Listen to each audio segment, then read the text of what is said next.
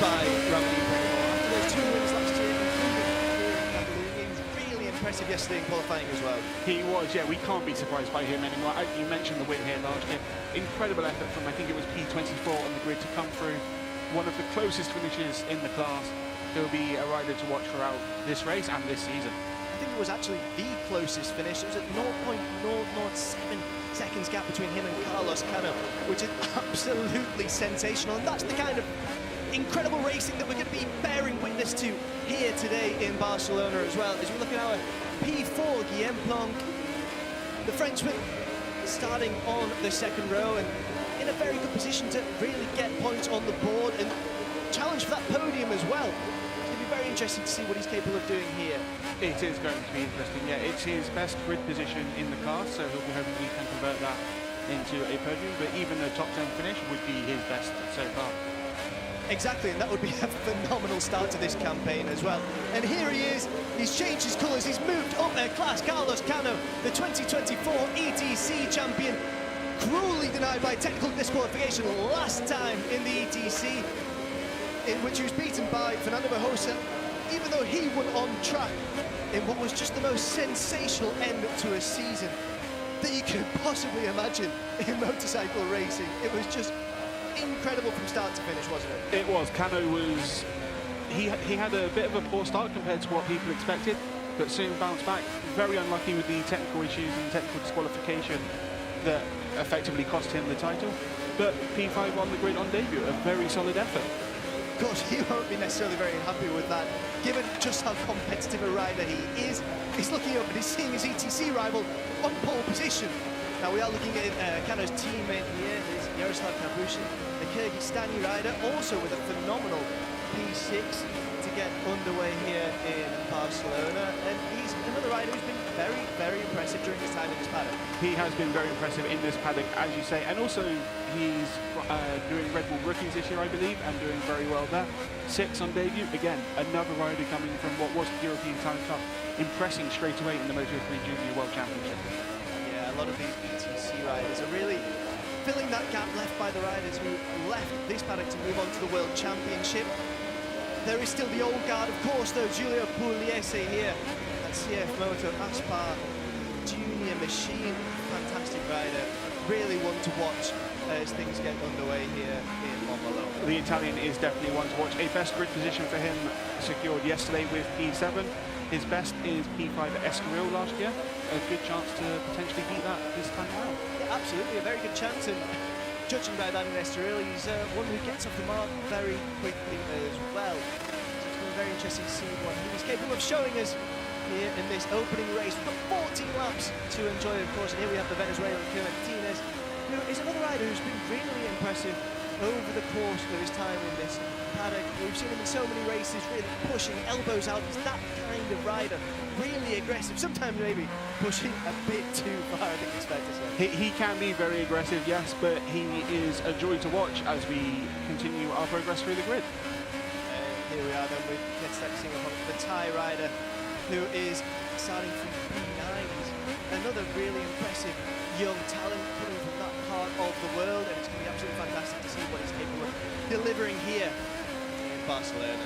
Another personal best for Singapore, P9, previously was 12. His best race finish is P14, so again, another good chance to take the first top 10. Yeah, absolutely. I mean, the amount of time you're telling me it's a personal best for these riders, it's really showing that the gap left by the riders who have moved on is being filled, and filled very, very impressively. Now we've got Monanyani from South Africa. He's going to be starting from P10. It's going to be absolutely fascinating to see what he's going to be showing us here on track today as well. It is, yeah. I could just repeat the same thing if I'm honest. Everyone wants to hear that it's a personal best for these riders, because that shows what we're going to be able to enjoy here. Well, it is a personal best for Monanyani. First top 10 of his in the MotoJunior World Championship. Yeah, magnificent. And those fans watching on there can be able to enjoy that. Here we are with Enzo Bellon, CIP Green Power Junior Team Machine, to prepare for our opening race of the day. Yep, the Frenchman with again, personal best, P11. It will keep going. Everyone's improving. That's what's happening. People that are staying on for another season in this class have improved massively, and the newcomers are also very quick.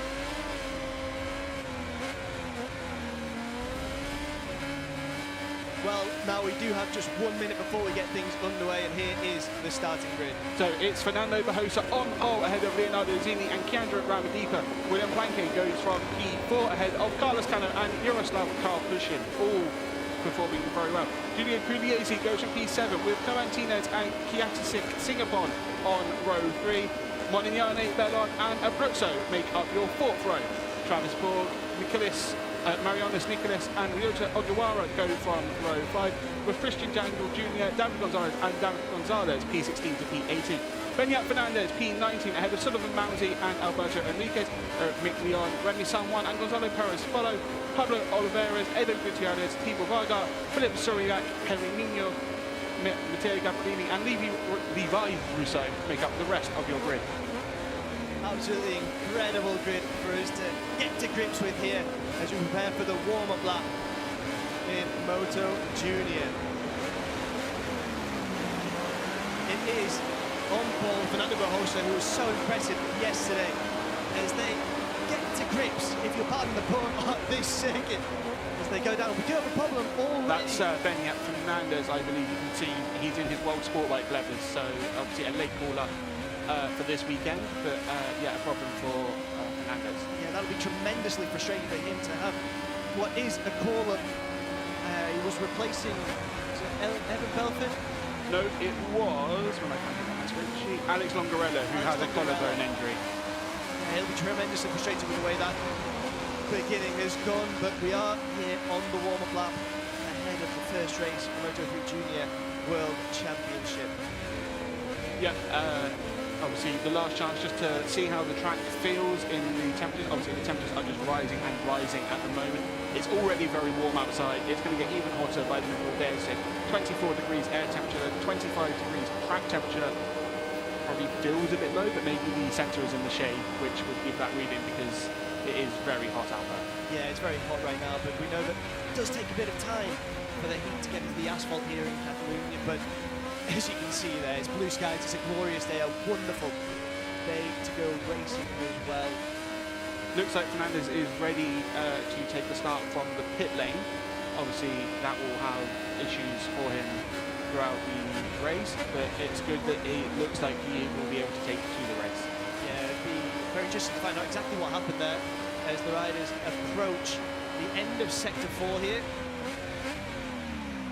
Who knows what will happen at this turn number 14 over the course of these 14 laps here in Barcelona. No, we've seen races decided in many classes across the final turn and on the run to the line, and it's the Moto3 Junior World Championship, so it will be the same today. Absolutely. I mean, there are so many incredible spots where riders can make a move here in Barcelona. It's very interesting to see who can get away well as well from the start. Get that real approach towards turns 1 and 2, where again so much can happen. It's a really long run down to turn 1 as well. They're arriving pretty much at full speed by the time they start braking, so it is crucial to get the start right. Yeah, absolutely. Barroso will be looking to get away well from pole position. Zani from P2. Kiandra Ramadipa completing the front row. We're just about ready to go then, here in Barcelona. There are the red lights, the revs are rising, and we are away in 2026. Barroso gets away incredibly well as well from pole position as we speed down the start straight. Is Barroso who's leading? Is he going to be challenged? It's still Barroso who's ahead going into turn 1. Can anyone get on the inside? Not quite. As we approach turn 2, Barroso is leading as we move into sector 2. Barroso leading. Zani has maintained P2. Karpushin has moved up into P3 as well. A good start from Karpushin.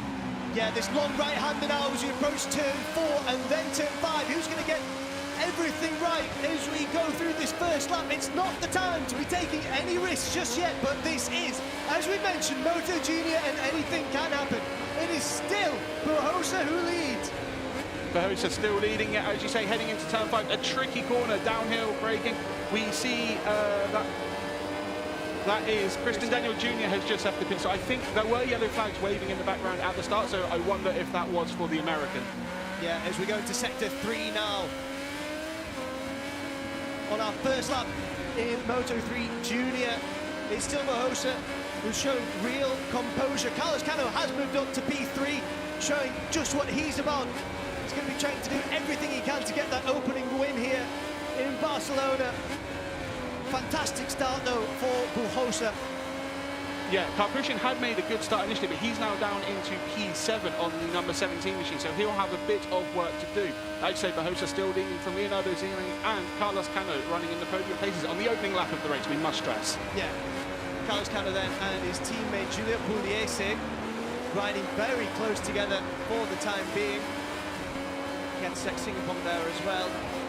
Down in P13 for the time being, as we now are on the start-finish straight. And there go the two Aspar boys trying to move ahead. It is Carlos Cano who appears to have taken the lead going into turn 1. Both Aspar riders are now leading this race after a phenomenal move on the start-finish straight, and we have lost number 21. As Eric Mickley has just brought his bike into the pits. The run into turn 1 is crucial. Like, we saw them going 4 wide heading into the braking zone. It's always important to make sure you're able to hold a tight line if you're making the move. But also, you can defend around the outside because it'll give you the inside line for turn 2. Yeah, absolutely. It's going to be so important to maintain that. And I think we're going to be seeing very similar moves throughout the course of not just this race, but every race over the course of the day as well. But Cano has done exactly what he intended to do there. He was probably biding his time. He'd probably been planning that from the start of the day. He knew exactly what he was going to do. And Carlos Cano now has the opportunity to try and create a bit of a gap between himself and his teammate Giulio Pugliese, and more importantly, his long-standing rival, Fernando Barbosa. Barbosa just made the move into turn 7 there. It's not really a place we see overtaking, even in a class like this. But he made it work, and he makes the move into turn 10 as well, up the inside to claim P1 back from his long-term rival. Yeah, what have we been saying over the course of this transmission so far? Barbosa and Cano, we could not wait to see that rivalry renewed, and they've renewed it on turn 1. It's absolutely incredible. As soon as the season started, they were renewing that rivalry. As we head down the final 2 corners, again, it's Barbosa leading, Cano just behind, but the slipstream will be crucial on this run to start lap 3.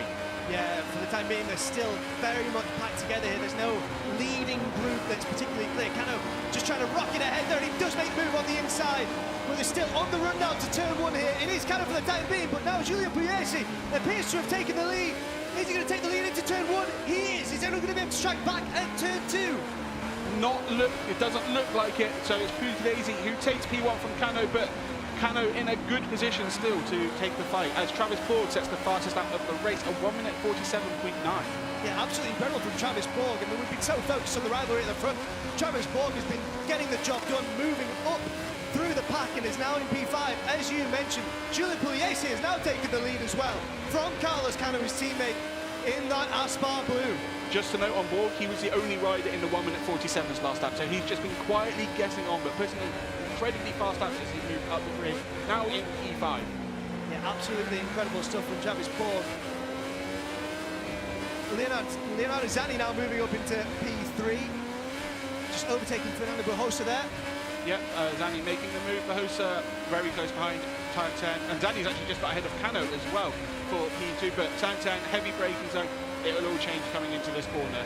I'll hold you to that. Let's see what happens going into turn 10. It is the hairpin, it is Pugliese who's still leading. On the outside goes Barbosa. He's not able to really make his move there. Travis Borg was slightly offline through 10, but he's now going around the outside through 11 and 12 to try and make the move stick, and it looks like he has moved up into P4. That's an incredible move from the number 23. Absolutely incredible. Look at that.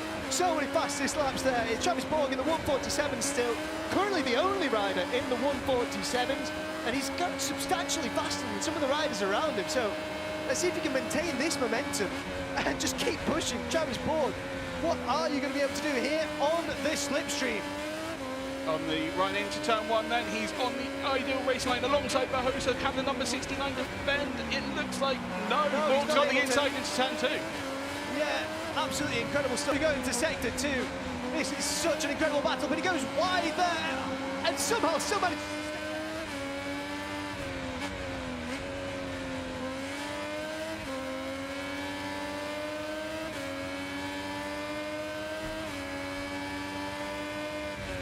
Into turn 5, he's under pressure here from the number 24.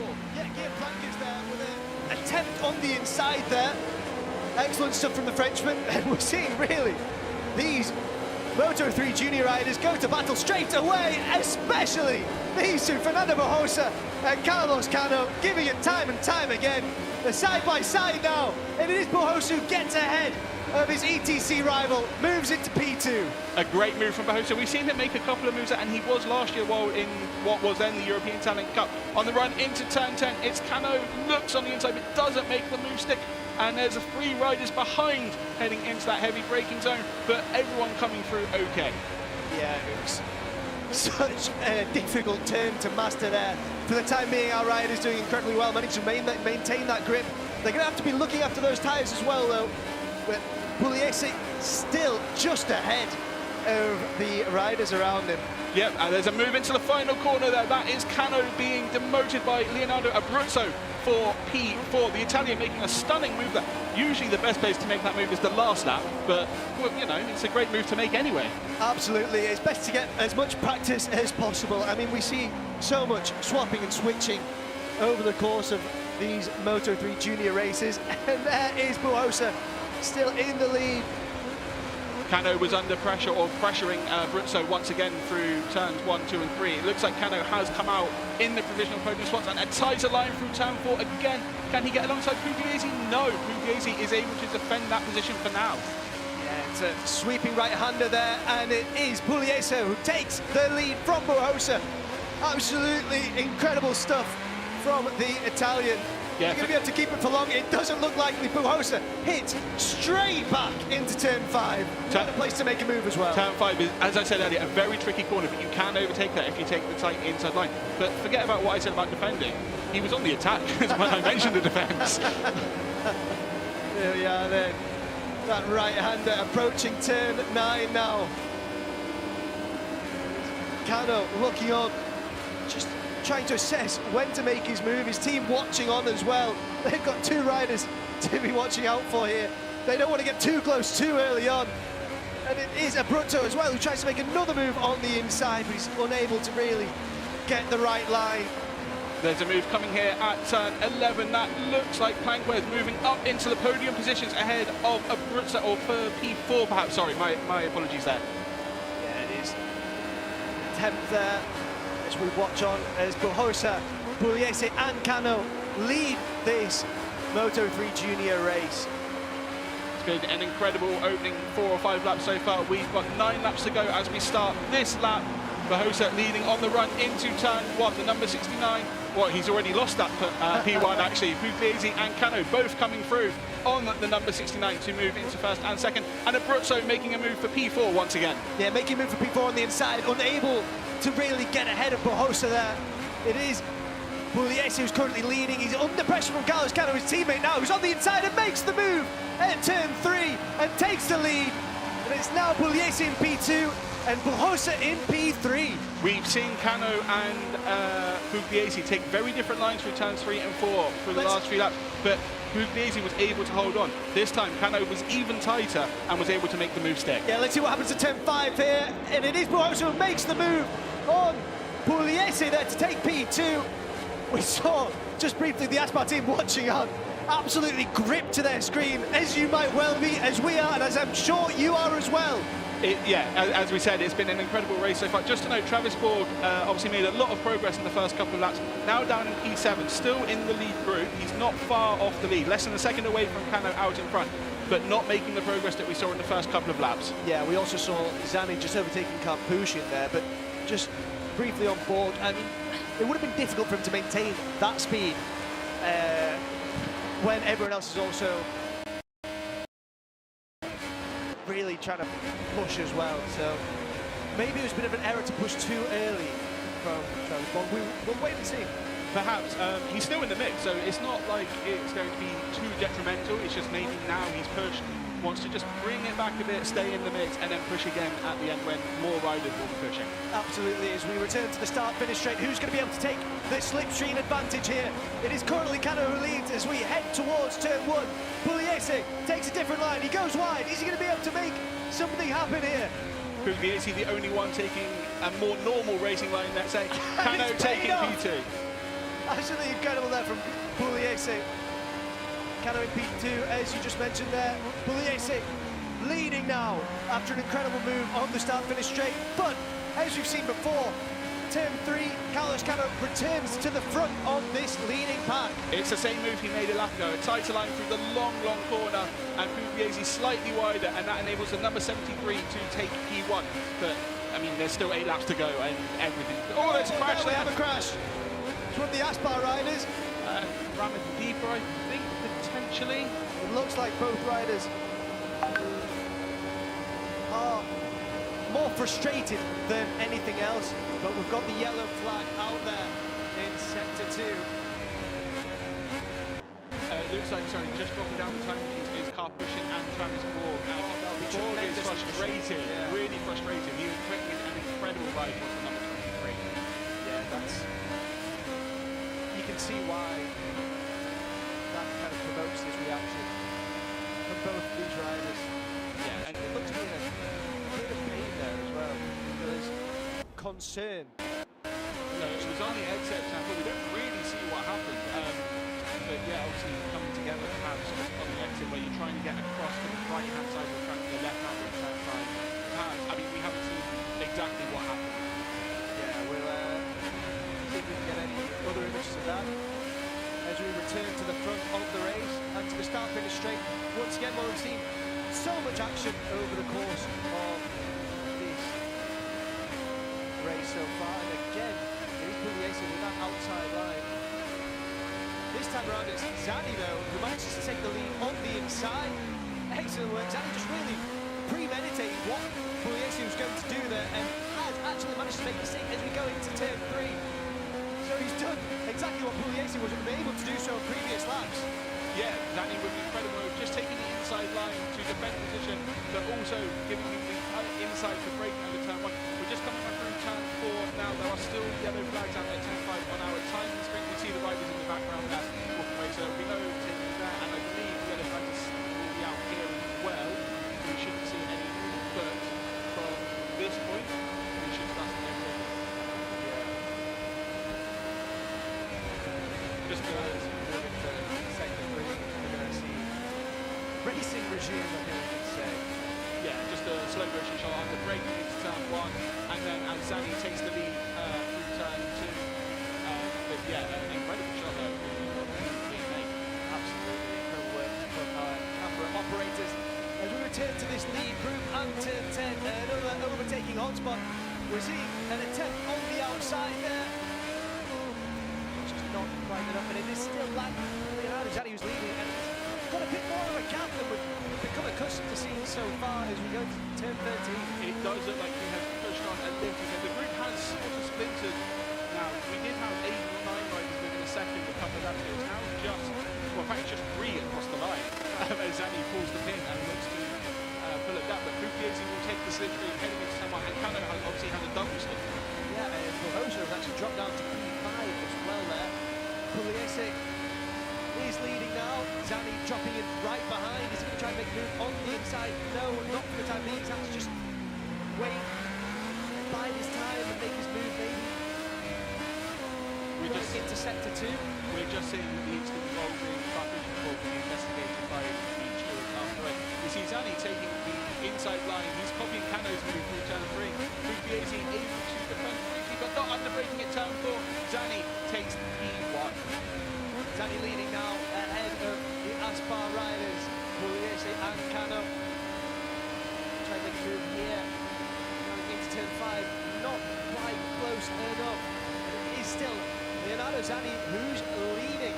Zani is still leading ahead of this 100. We have now got the yellow flag in at turn 4, so if anyone does want to make it themselves, this lap as they've gone past it.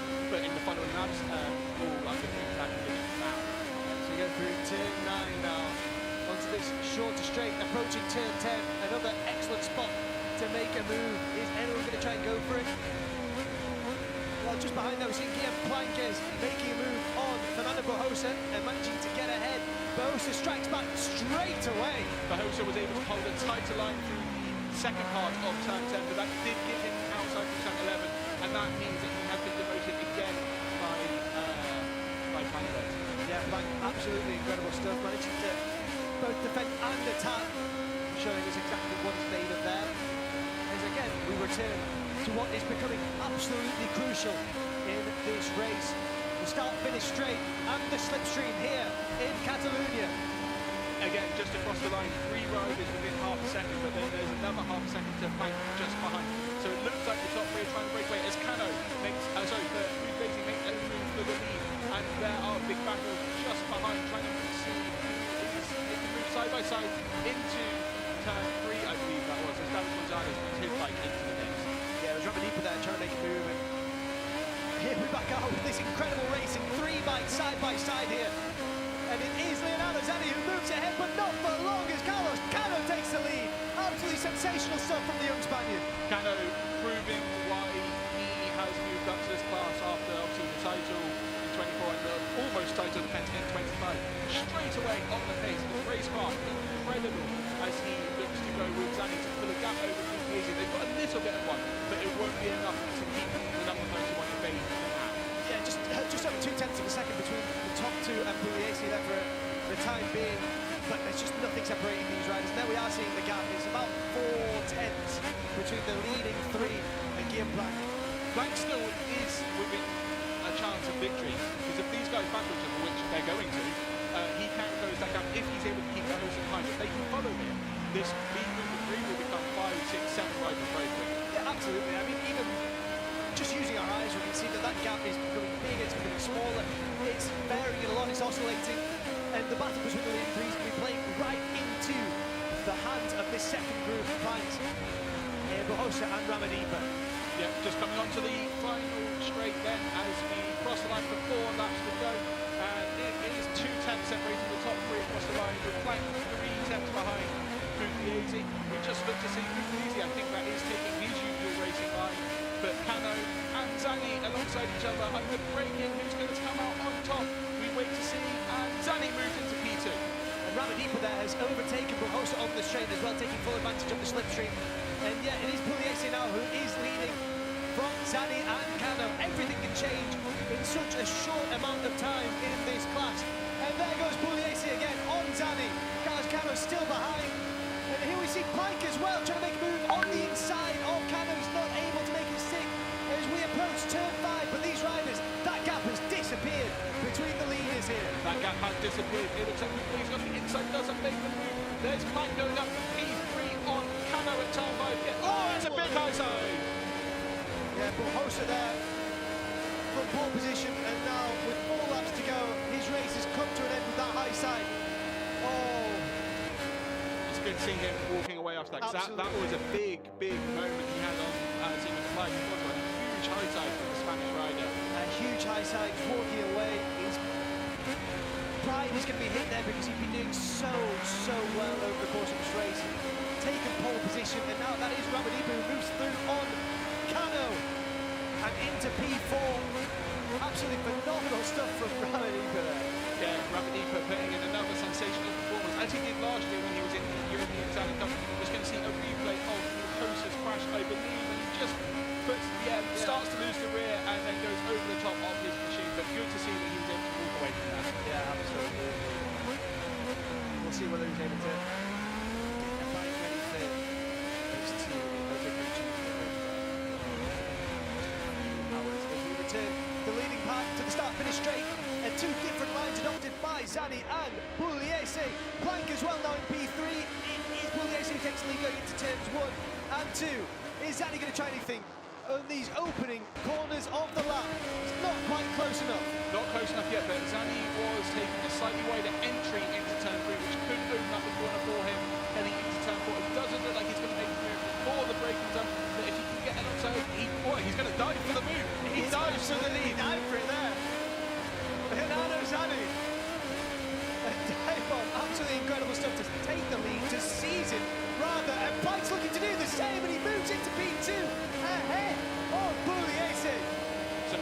racing here with just 3 laps to go. Now is the time to get the elbows up. It's a lead group of 5. Ramadipa and Cano are still in contention, but it looks like Zani has pulled out a bit of a gap over flank his teammate. Can he hold that on the run into turn 10? Yeah, absolutely incredible stuff as we run down to turn 10. It's going to be so interesting to see what happens at the hairpin. But currently it is a moment. 1-2 here in the opening race in MotoJunior World Championship. It's been taken swiftly away by Pugliese. Ramadipa now moves into a podium position. A great move from Ramadipa as he takes P3, but can he hold that? He's got Pugliese just ahead. It's an important run for the final 2 corners. It looks like he will definitely be close enough to get the stitching on the run to the straight. And Zani also has a bit of a gap. He might, just might, be able to defend if he gets a good exit out of turn 14. Yeah, he might be able to defend it, but it's easier said than done as we approach the start-finish straight. There we are. The message for Cano, just 0.7 seconds of a gap. He's still very much in this. There's Carlos Cano. He has been relegated to P5 for the time being. He's still got a fairly significant gap behind him. As Ramadipa moves into P2, Pugliese is still leading in P1, and there goes Carlos Cano into P4 ahead of Blanc. 2 laps to go, and now our 5 riders across the line separated by half a second. I think we're in for another very close finish here in Catalunya, and there goes Pugliese. Another wide line for the number 31, doesn't leave him vulnerable into turn 1. No, he's able to hold position. Zani now running in P3 ahead of Carlos Cano. Absolutely incredible racing from this leading group of 5. As we go into turn 5, just taking that with a little bit of calm. Ramadipa looking back there just to see where everyone else is. And maybe he shouldn't have done because Leonardo Zani has moved up on the inside and into P2. Turn 7 is a move we've seen a couple of riders make, but it's not, as we said earlier, not the most usual overtaking opportunity. But Zani taking full advantage there, being that close to Ramadipa to move into P2. And now he'll have the run on Pugliese into turn 10. Let's see if he's able to make his move here going into turn 10. We've seen these moves made before. And it's Ramadipa who does it on the inside. Absolutely incredible stuff from Ramadipa. He's not able to make it stick, or is he? I spoke too soon. It is Ramadipa as we go through sector 4, who's still leading. What a move there from Chiandra Ramadipa, who leads from Pugliese and Zani. A great move from Ramadipa, as you say, taking the inside line. He was able to hold it through the second part of the long left-hander to keep things slightly wider on entry through turn 14. But that looks to have given him a bit of a gap on the run into turn 1. Yeah, but this is the very last time that we're going to see these races trying to take advantage of the slipstream as we go down south of the straight and approach turns 1 and 2, where we've seen so many moves. Pugliese taking the line, we've seen him take so many times before. Zani on the inside, is he close enough? He's close enough to move into P2 and turn 1. Ramadipa now relegated into P3. Carlos Cano in P4, and at the back of the group it is Guillaume Blanc. What Carlos is actually quietly and impressively latched onto the back of this group. He is just half a second or so behind Pugliese in the lead on the last lap, and with the slipstream he'll get on the run into turn 10 and on the run to right, he could be in a good position to make some late progress. Yeah, absolutely. He's absolutely managed to swell himself to the back of this leading group. Slowly but surely, it is still Pugliese from Zani for the time being, but that could change at any point. We've not seen another move there at turn 5. Where is the move going to come? Pugliese who's leading as we go into sector 3 here in Barcelona. Carlos Cano into P3 there. Pugliese was defensive into turn 5, but it didn't cost him on the run from turn 6 into turn 7. But Zani is all over the back of it, heading on exit of turn 9 and on the run into turn 10. This running is going to be so important. We've seen so many moves here over the course of this race going down into turn 10. Zani on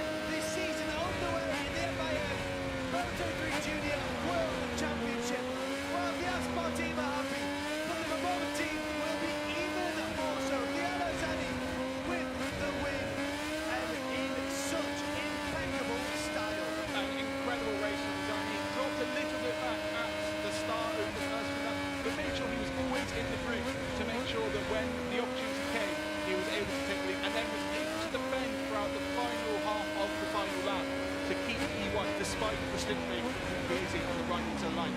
An incredible race with the number 57. Yeah, absolutely. He showed real racecraft there as well. Something that experience is the only way to generate. You can see just how happy they are. Number one. Fernando's happy. That is how happy they are down in the promoter box. And you can see why. What a phenomenal way to begin this campaign in MotoJunior. Leonardo Rani with the win. But it was such a tough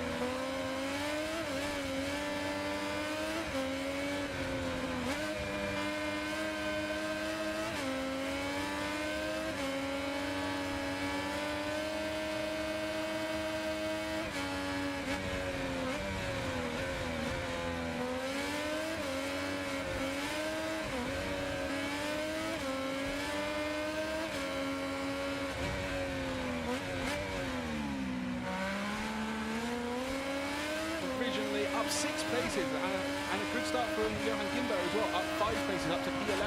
Yeah, absolutely incredible stuff from these riders. A great first lap. We just see Unai Radre there looking to make a move as well on Francesco Mongiardo. Well, it's going from bad to worse for Mongiardo, and we have another incident there. That was just yellow flags out from the turn, that one incident, so there was no overtaking heading into turn 4. It looks like next time around turn 4 it should be green. It looked like that was the last bike to be cleared out. As we approach sector 3 then, Unai Radre up into P4. It looks like Radre potentially got ahead of Lambias, probably at turn 5. Obviously we didn't see it, but the number 10 now defending from the number 94. That is Emmanuel Brinton's bike back in the pits. Okay, thank you for informing us. And there goes Milan Pavlic on the inside at turn 10. He gets ahead of Denis Foggia. What about that from the pole and our reigning champion? But it's a battle that is playing into the hands of Eric Fernandez. It is a battle that is playing into his hands. The Spaniard just edging out a gap now. It was at the last timing point 0.939. Pavlic obviously very close to that as well as he passed Foggia. It looks like at this stage, obviously we're very early in this race, it could change. Fernandez might have this under control, but the battle for second is going to rage on between Pavlic, Foggia and Radre.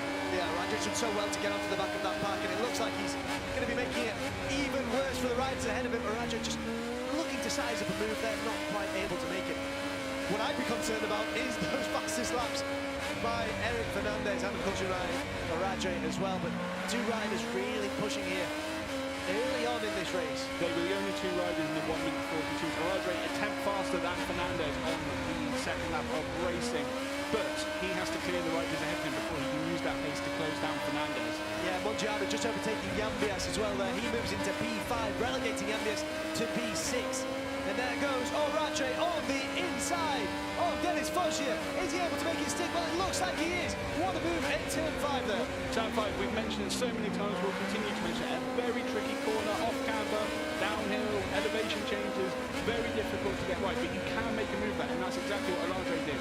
Yeah, Radre, a real veteran of the Moto2 European Championship, and he's shown his experience, his maturity there.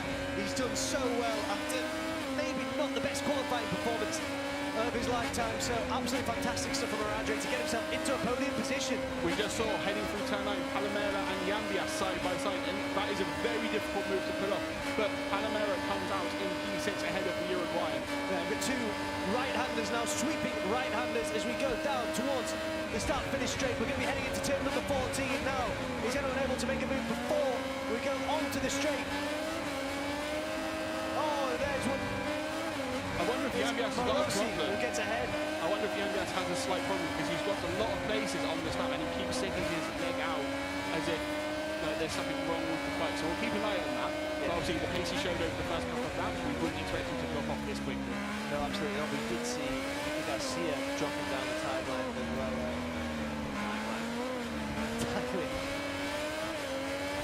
So Fernandez still leads from Pavlic. The gap now under a second. So the Polish rider was quicker on that lap to move down under a second. We just saw on our times we had a crash at the final corner for Nicky Garcia. Yeah.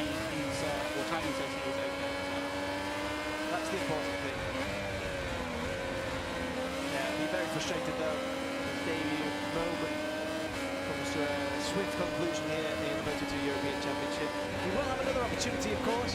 We have race 2 coming up, but for the time being, let's focus on race 1 and what is a spectacular performance. An absolute symphony of sound from Eric Fernandez. Incredible stuff to be leading. Got away so well, briefly lost the lead in those opening moments, but took it right back and has been leading ever since. Yeah, the opening corner is the only time he hasn't led this race, but it's well keeping an eye on. Oh, there's someone down!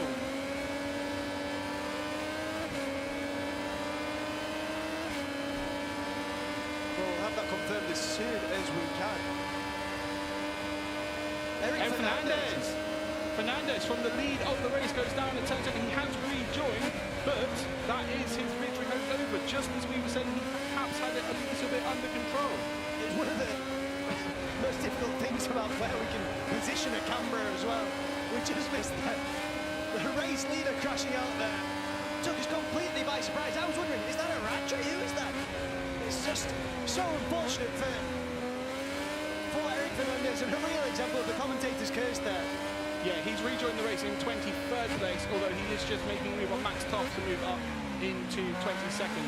I think it's down to business straight away, doesn't it? Yeah, straight down to business.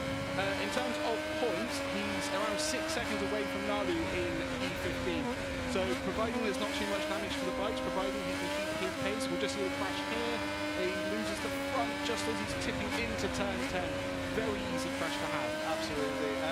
Turn 10, such a difficult turn to master. Hairpin, just moving into sector 4 there. He'll be tremendously frustrated, but he's back on his bike. He's back in pursuit of points.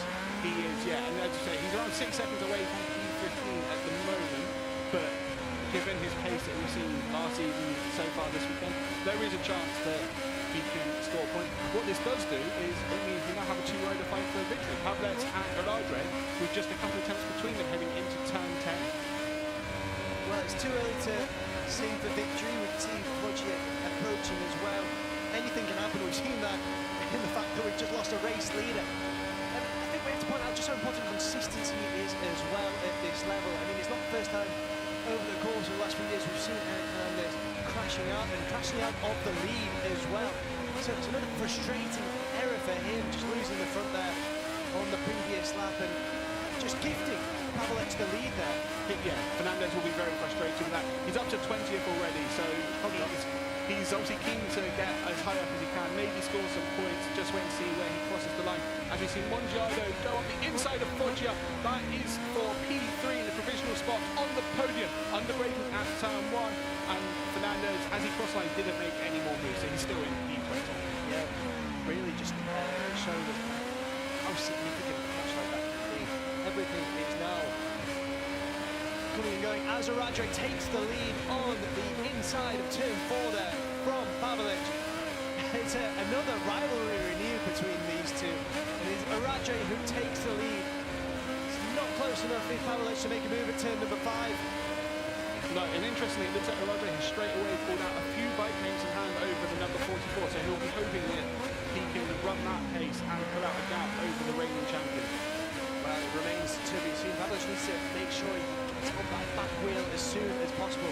Mongiardo is currently in P3 as we head down the back straight towards turn 10, which is where, of course, we saw Fernandez going down earlier. It does look like Pavelic is able to keep his momentum as close as he can be for the time being. Not close enough to make a move there as we go into sector 4.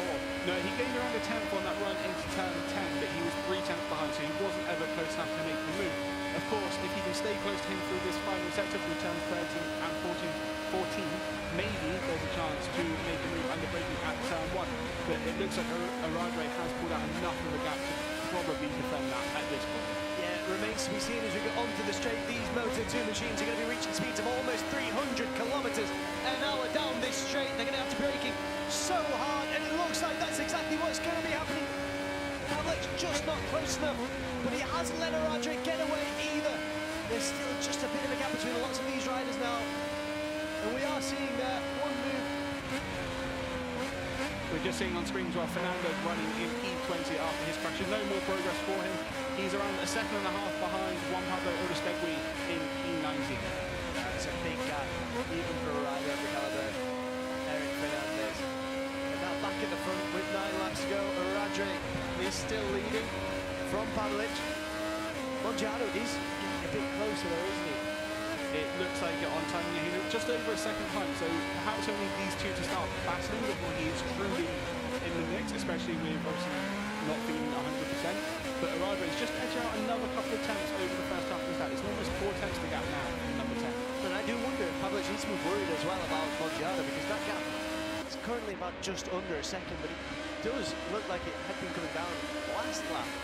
There's about half a second between the two, with Mongiardo the faster rider. So it's going to be very interesting to see how that develops, although it does look like that gap now is over a second, so maybe Pavelic is just better in the latter stages here.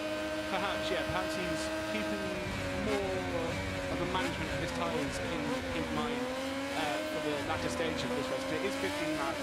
The tyres, it's a physical track, the heat, you know, it's very tricky, and it's a very grippy surface as well. So So you are pushing quite a lot. So perhaps Pavlet's going for a more management-first approach, but staying in contention, that's the key thing. He's only a couple of tenths behind Arago, not close enough to make the move as we head into the second half of this race. No, not close enough to make the move just yet, but that could change at any moment as we head into sector 2. Just see Fernandez in the background. Looks like he might try and move on Aristedo. No, he's not close enough. Obviously for Fernandez, there's no point taking too many risks. He's going to score a couple of points at Matt, but he will want to fight his way up through. And maybe at turn 3 on the inside, Absolutely. barges his way through to move up into P19. Not taking any risks there. Absolutely incredible from Fernandez, and he looks to make up for that earlier crash. Looks to plough his way through the field as much as he can. He made up a lot of time there over the last couple of laps. I think there was a gap of almost 2 seconds that he managed to reduce to nothing, eventually make that overtake early in this lap. And just to keep you up to date on how far away from the points he is, he's around 3 seconds with 8 laps to go. He could be on the back of David Leao in P15 by the last couple of laps. Yeah, absolutely. He's a rider, tremendous talent, but he ought to be thinking that that's his objective for what's left of the race. He needs to be composed. He knows that the win has escaped him, but he's still in with a chance of points. Yeah, just looking at a slow motion shot under braking, riding style comparison. Unai Olave obviously leading, heading into turn 1. Lots of chatter on the front of that bike, but he's able to get it stopped. Hits the apex. We see Pavlet as well. Heavy braking for the Polish rider. Will he have the same chatter as Arago did, or is he going to on a relatively smoother ride? Looks smoother, and then Mongiardo leg out under braking, traditional as we see now in motorsport. But yeah, Mongiardo running in Q3, heavy braking at turn 1 as well. A little bit of chatter for the MMR rider. Yeah, braking is so important. Absolutely perfect. So difficult for these riders as well to manage those machines at those speeds and needing to brake so heavily, so quickly as well. Yeah, the braking zones here are fairly long just because you're carrying a lot of speed from the final corner all the way down the straight, which is over a kilometre in length. So heavy braking, you need to have stability under braking. Ideally, in a rubber situation, you wouldn't have that chatter, but he's able to make it work. But yeah, braking is key, and it's also how you make the majority of the moves here. Yeah, absolutely. Mongiardo is narrowing that gap with Pavlet for P2 right now. It seems to be averaging out about 0.8 of a second, but Mongiardo edging closer and closer. I don't think we should be cueing the drum music just yet, but there's plenty of time. We've still got 6.5 laps here to enjoy in Barcelona Moto2 in this opening race of the season in the European Championship. Yeah, as you say, just over 6 laps to go. Arago, the gap is between him and Pavlet is staying the same, to be fair. It's around 3-4 tenths each lap. So maybe Arago is also just able to manage his tyres, but we see Fernandez again. He's now up to P17, just a second and a half away from the point. So my prediction of a couple of laps to go, slightly. Right, we are back on the start-finish straight, then it is still Arago who is leading from Pavlet. It's going to be very interesting to see how much time Pavlet can make up here. They're both on the brakes there as we go into turn 1. The gap looks like it's been narrowed ever so slightly, but not enough. But there is still plenty of time for these two riders. Arago would have thought maybe that he would be able to escape, but Pavlet not giving an inch there.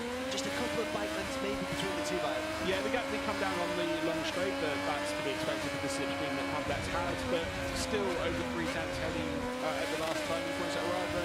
A slightly wider line through turn 4, but able to keep it under control. No harm done from number 10. Enough of a gap to defend into turn 5 with no problem. Yeah, we really are seeing two masters of that craft here in Moto2.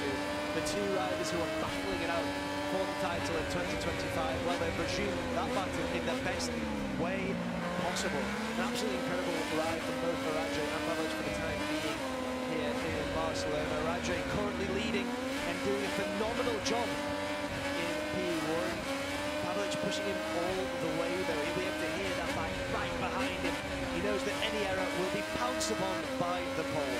You just see there from the graphic at the bottom, the lap time difference between them. There's very, very little to choose between the two riders. Just to note, on Fernandez, up into the points now, P15, gained a couple of places on this lap.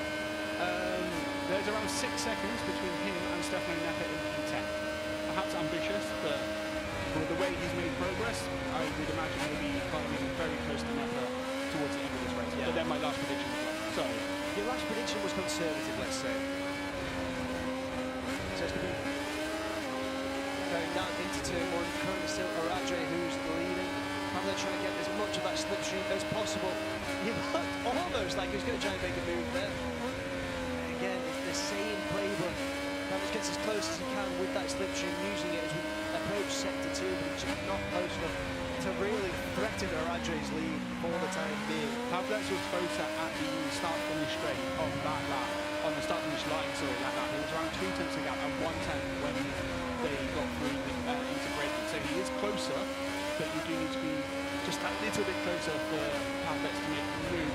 And through sector one, Oradre is just able to open up that gap a bit. But Mongiardo, as you say, visibly the gap is coming down. On the eye test, it's now a second covering the top three. Just a second covering the top three. That's the kind of racing we love to enjoy in the Moto2 European Championship. As close as it can be. Tremendous frustration there for the number 23, David Real. You see him going to the pits with just 5 laps to go. Yeah, unlucky for David Real to get into 5 pits after a strong Saturday. See, Pavlec looks like he's just going to try and get alongside Oradre, but thinks better of it, slots into P2. Oradre able to take a slightly wider line for the second part of turn 10 and into turn 11. Pavlec's a slightly tighter line, but not close enough to get fully alongside and make the move. Yeah, but if you can take advantage of those slightly wider lines from the lead rider, well, that gap is going to be coming down and down and down, and there's still plenty of time for Pavlec to make his move. As we mentioned, the rivalry between these two is now approaching legendary status. Pavlec just looking behind there to see where Mongiardo is. You need to be focusing on the rider in front of you, Pavlec, and you are getting closer and closer in that slipstream. How close is he going to be? Is he going to be able to make a move here? Well, he looks oh so close, but not close enough. Oradre manages to maintain his lead once again. We've seen it time and time again over the last few laps, but Oradre must be thinking, I need to be perfect here. I need to be perfect going into every corner, especially the likes of turn 5 and the likes of turn 10. Oradre, yeah, he does need to hit all of his markers. Pavlec again was closer as they crossed the start-finish line to start this lap, which meant he was even closer under braking at turn 1. Just, again, not quite close enough. The gap was under a tenth at one point. Again, Oradre looks like he's been able to stretch the gap out over this sector, now over 2 tenths, but Mongiardo now just 7 tenths away from P1. The number 49 is closing in on these two.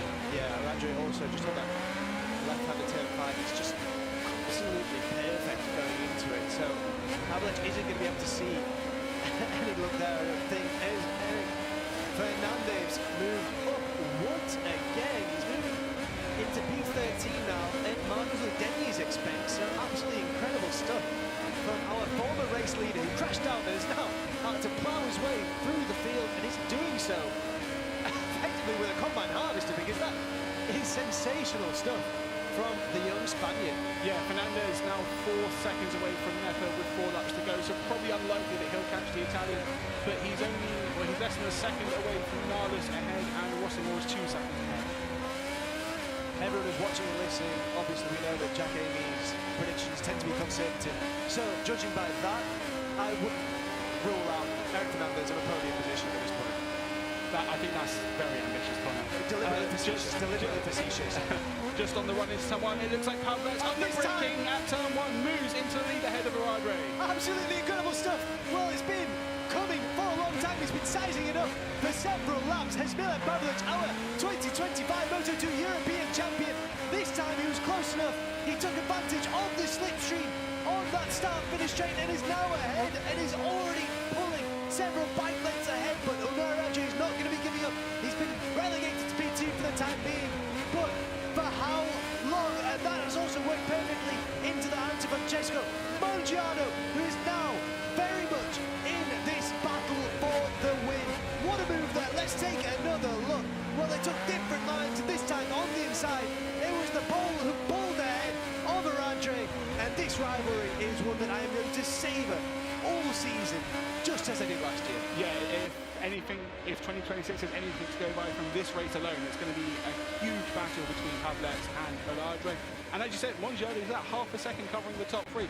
Pavlec a couple of bike lengths ahead, but Mongiardo is all over the back of Oradre as as well. So the fight for the podium, I mean, the fight for the win's not over, but these three will fight for each podium position. Absolutely, we're going to be seeing that and enjoying that and relishing it for what's left of this race. Just over 2 laps left. It is currently Pavlic who is leading.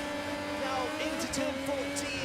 The sweeping right-hander onto the start-finish straight. This time it's going to be Radre who can try to take advantage of the slipstream or even Mongiardo, but Pavlic is really pulling away there.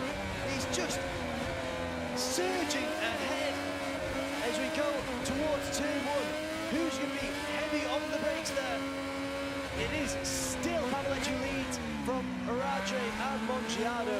Absolutely incredible stuff from Pavlic. He's taken the lead, he took his time to do so, but he looks determined to hold on to it now. He does look determined to hold on to it, and we're seeing Eric Fernandez now up to P11, a 3-second gap to Nepa to bridge over the final 2 laps for a top 10 finish. So perhaps unlikely. We're just going to see a move here. Oh, there's contact there from, I think that is Fernandez as he looked to make the move, and then at turn 10 up the inside. Is he getting 2 for 1 here? That is, no, he doesn't get 2. It did look like 2 for 1, and a bit of a moment under braking as well. And we see the damage to the fairing or the side fairing of his bike that he's managing. But yeah, climbed up from almost last after his crash to P11. And talking about your predictions, what about him not taking any risks, having to maintain a cool head? He's certainly not done that there, has he? No, he hasn't. He has been very ambitious, very aggressive, and he's fought his way into the points. Now we are at turn 10, and it's still Pavlic who is leading from Radre, and Mongiardo seems to have dropped a bit further back there. Yeah, he's now over a second behind Radre, second, 1.5 from Pavlic. So maybe a bit of physical management from Mongiardo given the injuries he sustained over pre-season, knowing that he's got a 4-second gap to P4, bring home the podium in race 1 of the season. Yeah, absolutely. I mean, at 80%, that's an absolutely tremendous showing. It is heading on to the final lap then, and it is Pavlic who's got a 7/10 of a second lead over Radre, so definitely no moves into turn 1. Pavlic really just needs to hit his markers and keep this under control. Yeah, he's done so well to do exactly that. Since taking the lead, Milan Pavlic, he's shown us exactly why he is the reigning champion. As we sweep through turn 3 there with the pole, he's got Radre behind him, but Radre is not as close as he needs to be if he's going to make some kind of move. He needs to be making up this gap as soon as possible. It looks almost unsurmountable. We've seen incredible stuff from the Spaniard before. Is he able to repeat it here in Barcelona? It's going to be so tough for him though, as Pavlic leads into turn 5 with that left-hander. Look at those faces, look at the tension in that AGR team box. Their rider could be on course to finish 2020, to start 2026 as he finished 2025, sorry. Absolutely incredible stuff here. Pavlic took his time as we head down the straight towards turn number 10. He's still leading from Radre, and he's doing an incredible job. He's showing us exactly why he won that 2025 crown. He is, yeah, managed ride, I guess you would say, from Pavlic. Running in the podium fight as Fernandez looked to bolt, but stayed in the mix for the podium, and then when Fernandez crashed, took advantage to fight with Radre for victory. But it is Pavlic now routing the final 2 corners. Yeah, absolutely incredible stuff. What a ride, as you said there, from Milan Pavlic. He's delivered such racecraft, he's shown us such composure. He was biding his time to take the lead, and now he has taken the win. It is Milan Pavlic who wins the opening race in 2026 in the Moto2 European Championship ahead of Unai Radre and Francesco Mongiardo. What a ride as well from Eric Fernandez, who crashed out of the lead and is now crossing the line in P11. Valuable points on the board for what I'm sure will be a real effort to win the championship this time around. He's such a fantastic rider, but no one can take anything away from Milan Pavlic. No, a superb ride from the Polish rider, and the perfect way to start your title before his title defence with a victory ahead of Radre. Just on Fernandez, as you say, battled his way back into the points with P11 in the end. Could be crucial at the end of the season. He was able to recover, make up a huge load of point places as he claimed P11, finishing just 1.4 seconds away from Nepa in the top 10. So my prediction wasn't far away. Your prediction wasn't far away. all. A very impressive prediction for anything. So it's going to be absolutely fascinating to see how this season develops. It's going to be very useful information as well for Eric Fernandez, not just for race 2 here in Barcelona, but good experience for the rest of the season, having to find his way through the pack there, doing so in such incredible style. Unai Raja there, just acknowledging Francesco Mongiardo. Both of them will be on the podium. That's a sensational opening race there, and a little wheelie from Raja as well to celebrate. There is our winner, Milan Pavelich, the reigning champion and championship leader in this opening event here in Barcelona. What a day it's been so far for him, and what a race he delivered there. He'll be absolutely thrilled, and you can see what it means to him as well with that wheelie. Just took his time, so calm, so collected. However, he will be tremendously frustrated, starting from pole position, dropping down to that crash from the lead to 23, and then finally finishing in P11. Very valuable points on the board for the young man.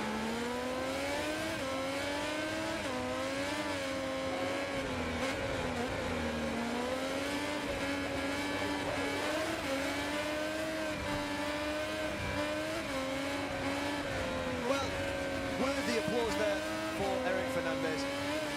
As we move on to Parc Fermé, we will be hearing from our winner, Milan Pavelich, shortly. For the time being, let's just enjoy as these riders relish the first podium of the year. What an absolutely incredible podium. What an incredible ride they won as well for our trio podium finishes, Pavelich, Raja and Mongiardo.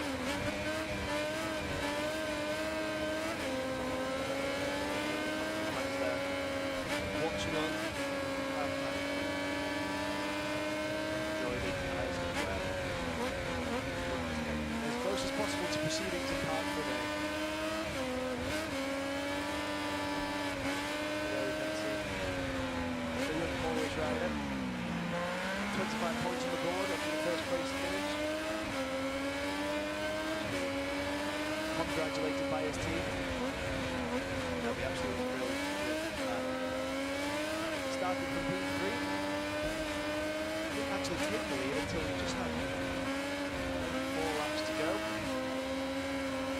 And Unai Raja has to accept second place with 20 points. Now with Barcelona Racing. Just explaining exactly what happened there. We did see a great deal of chatter when he was entering into one of that phenomenal rider style comparison. Our team director allowed us to see. Here we have Francesco Mongiardo. 16 points on the board. Another worthy podium finisher. Looked like he was at one point capable of pushing for the win. It just wasn't quite close enough. And here we have the winning overtake then. It was at turn 1. Just different lines between our two riders, and on the inside swooped the Polish rider Milan Pavelich to get ahead of Unai Raja, and from that point on he was able to maintain the lead with a calm, a collected and a composed ride as we prepare for the podium and to hear from our race winner as well.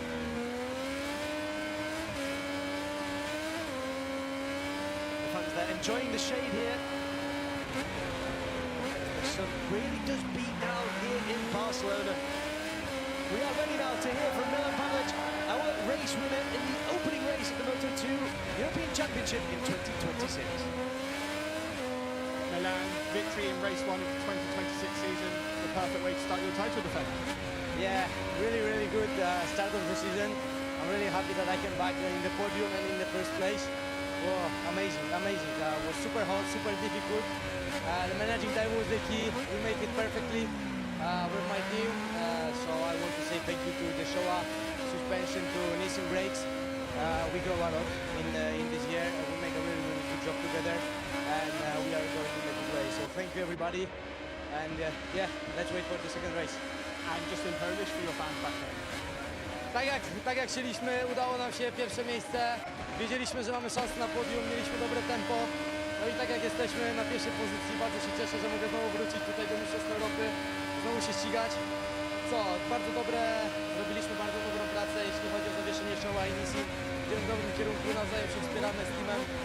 Także dziękuję wszystkim sponsorom, którzy do mnie dołączyli. I nie tylko tym, którzy dołączyli, tylko tym, którzy zostali, bo bez nich bym tu nie był. I co, czekamy na drugi wyścig. Postaramy się obronić pierwsze miejsce. Thank you, congratulations. Thank you so much.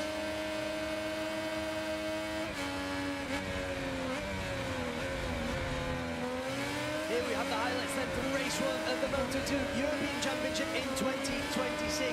Eric Fernandez stormed away from pole, briefly overtaken by Dennis Foggia, but he was able to reclaim the lead straight away in what was a high-octane encounter in Moto2. Fernandez storming away. We saw some revolution from the likes of Mongiano as well. There was Milan Pavlic, our reigning champion, just making the move on Dennis Foggia there to claim P2 in a battle for the podium that would go on from start to finish. Unai Radre as well, showing us exactly what he's capable of, and find making the move and making it stick as well. We then saw race leader Eric Fernandez crashing out of the lead, but he did manage to rejoin and did incredibly well to fight his way back through the pack and into the points as well. Dennis Foggia and Mongiano battled for a position on the podium, but it was Unai Radre who led for the majority of the second half of the race, while Eric Fernandez got to plough his way back through the field, doing so in style and taking risks along the way. So important for the Spaniards to get points on the board. Back in the front, Radre was leading until this move at turn 1, when Milan Pavlic managed to seize the lead, a lead that he would refuse to give up, and it was the pole who began his 2026 campaign exactly as he finished his previous one, with a phenomenal win and 25 points on the board in race 1.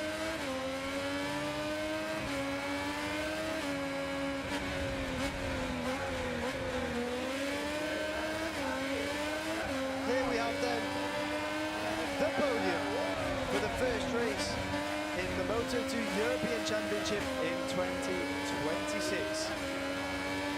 What a moment it is for all of these riders, beginning with Francesco Mongiano, the Italian. 16 valuable points for him.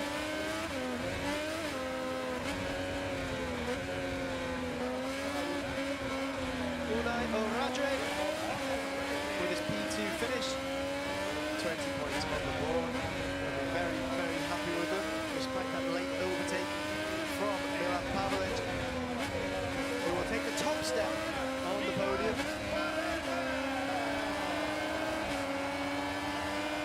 Phenomenal round for the pole, an acknowledgement of the performance of his rivals as well, pushed him all the way.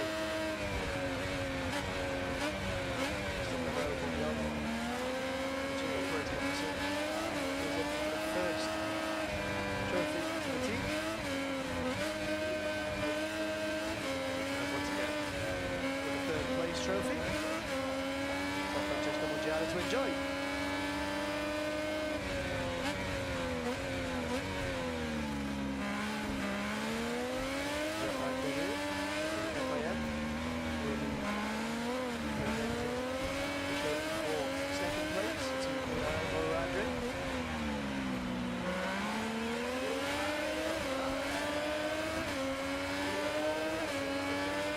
Again, the winner's trophy to Milan Pavlic,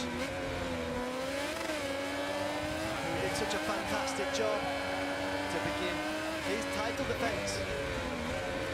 We will then be hearing the Polish national anthem, something we were not used to last year as well.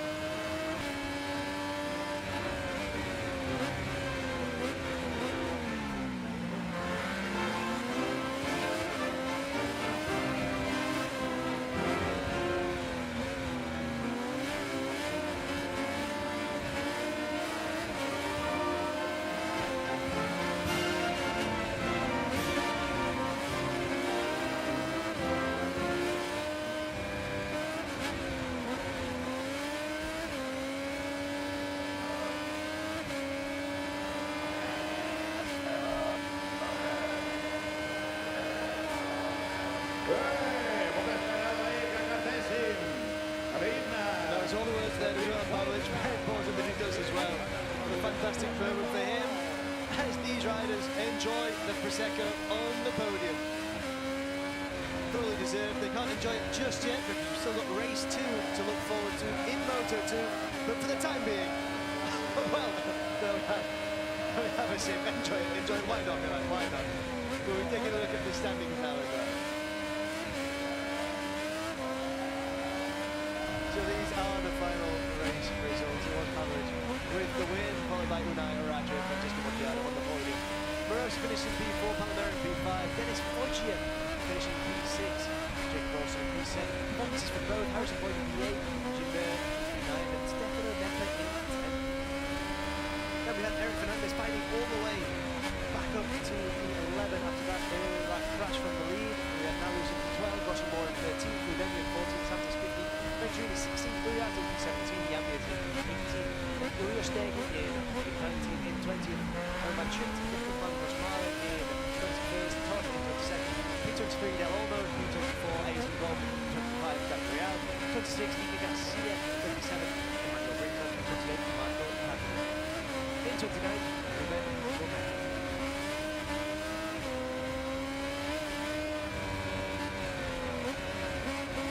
Let's take a look at the standings then after this opening race. Pavlic, of course, leading after taking 25 points in that win. Unai Arajo behind him, as well as Mondiano currently standing 3, Morosi 4, Palomero 5, Dennis Foggia 6, 7th currently Jacob Ralston, Harrison Boyd in 8th, Joachim Gilbert in 9th, second and then 10th, Eric Fernandez did manage to get points on the board, that means P11, now losing 12, Moore 13th, Rodeghi 14th, and Joan Santos in P15.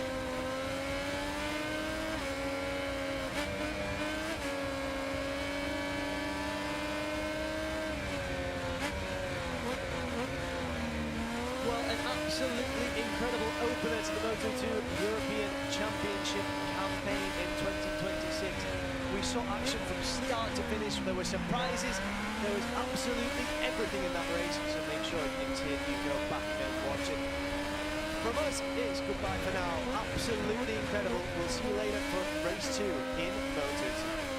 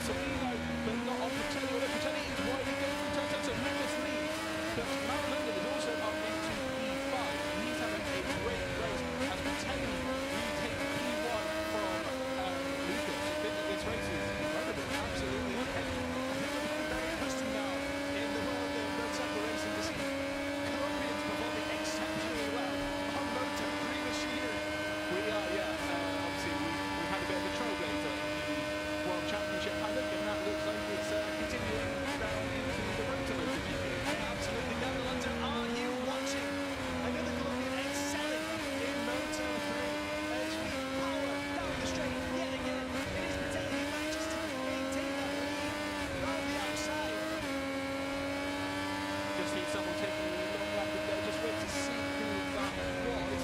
But obviously they will have to ensure they lose enough time to not get any advantage. It looks like they have.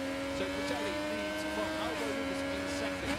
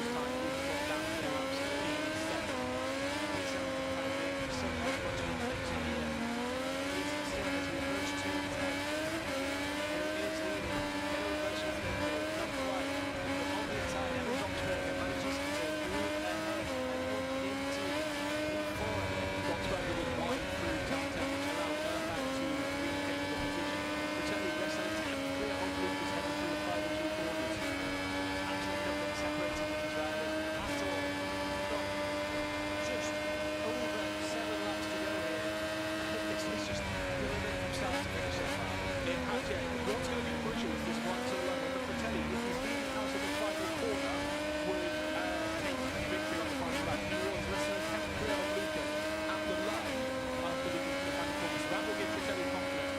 As Sabino takes the normal racing line, Fratelli on the inside is into pole position. He does so with Lucas in second. Sabino felt that he's a battle for just behind. Yeah, that's good. Let's do it. Cost Sabino a bit. It was a well thought out move, but Fratelli was just ready for it.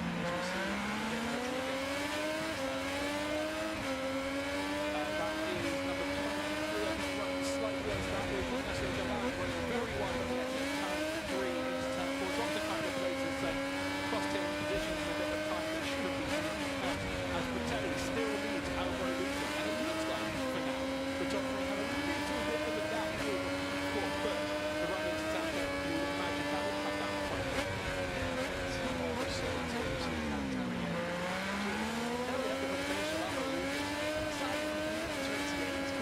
That's 26 positions. There's no absolutely sensational racing from Albo Lucas. Incredible on that silver glass MotoJunior. And it could be 27 places if he's able to make the move here at the break. Fratelli able to defend on the leading on the outside line. The Italian really showing what he can do there. Lucas looks to have a tight line but can't make that stick either. Fratelli able to hold position despite being on the outside underpinning the line when in a fight. Yeah, Fratelli really showing why they're so much hype about every young Italian riders. Performing to an incredible standard. And as you mentioned earlier, just prior to the race, the step up from Lorenzo Fratelli to be able to perform at this level is absolutely incredible. It is incredible. Just to note, the top 6 have broken the race from Orlando after his error, so it is a 6-rider fight for victory. Again, Savino and Fratelli side by side under both turn 1. Lucas not able to move into P2. Not yet, but still plenty of racing left here in Barcelona. Motor for European number 72. Those two swimming right-handers.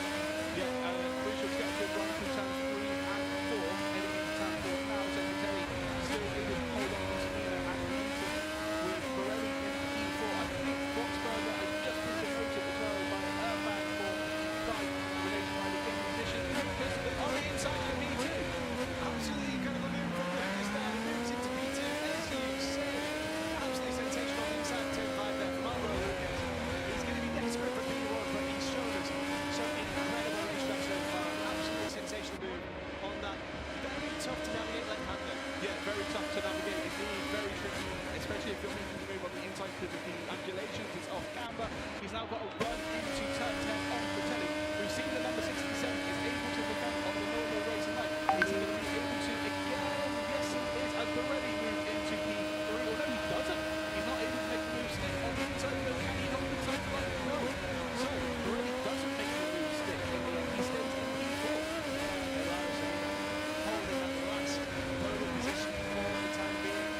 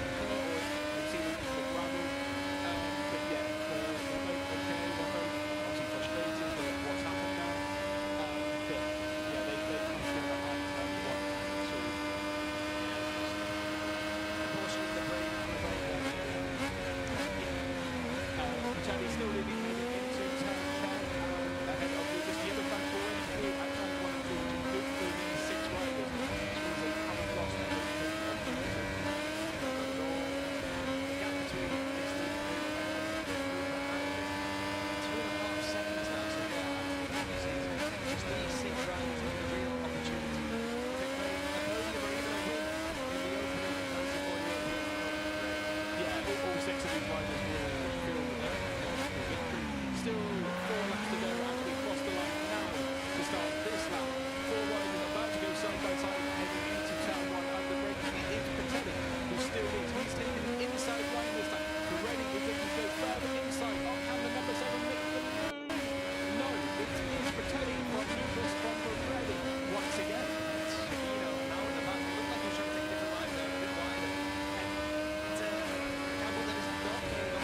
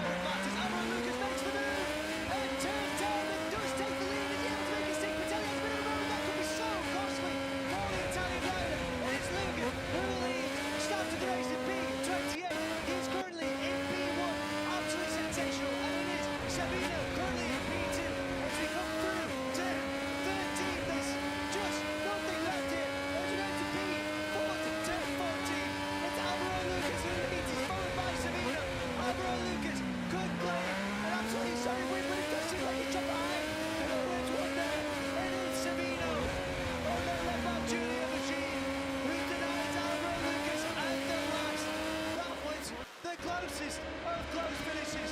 He can barely believe it. Eduardo Savino with the first win in the Moto4 European Cup in 2026, snatching it from over Lucas right at the last. Oh, that gives us so much to talk about, doesn't it, Jack? There's a huge amount to talk about there. Savino with a stunning right out to the final corner to snatch victory from Álvaro Lucas. Perhaps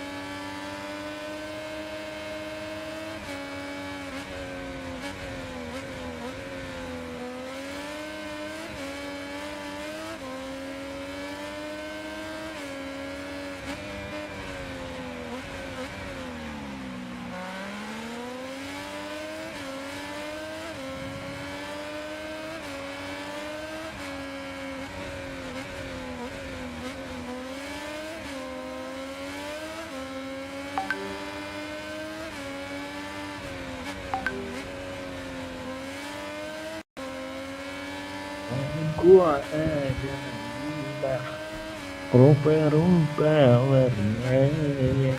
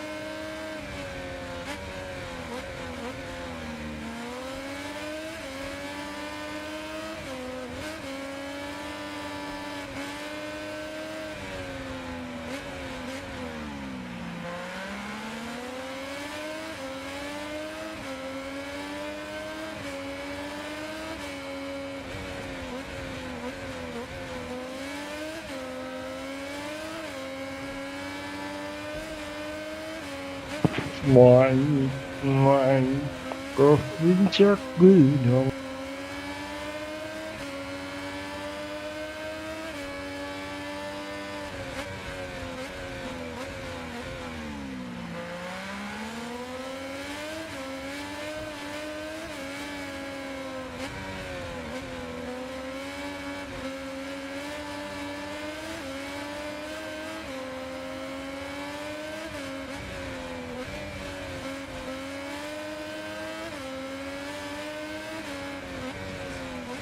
The whole, there's just nothing between the leading riders in this competition, and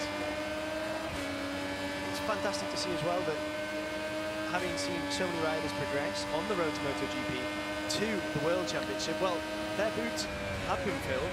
These incredible riders are stepping up and they are delivering. The likes of Singapore as well, the Thai rider on that Honda Asia Dream Racing Junior Team machine.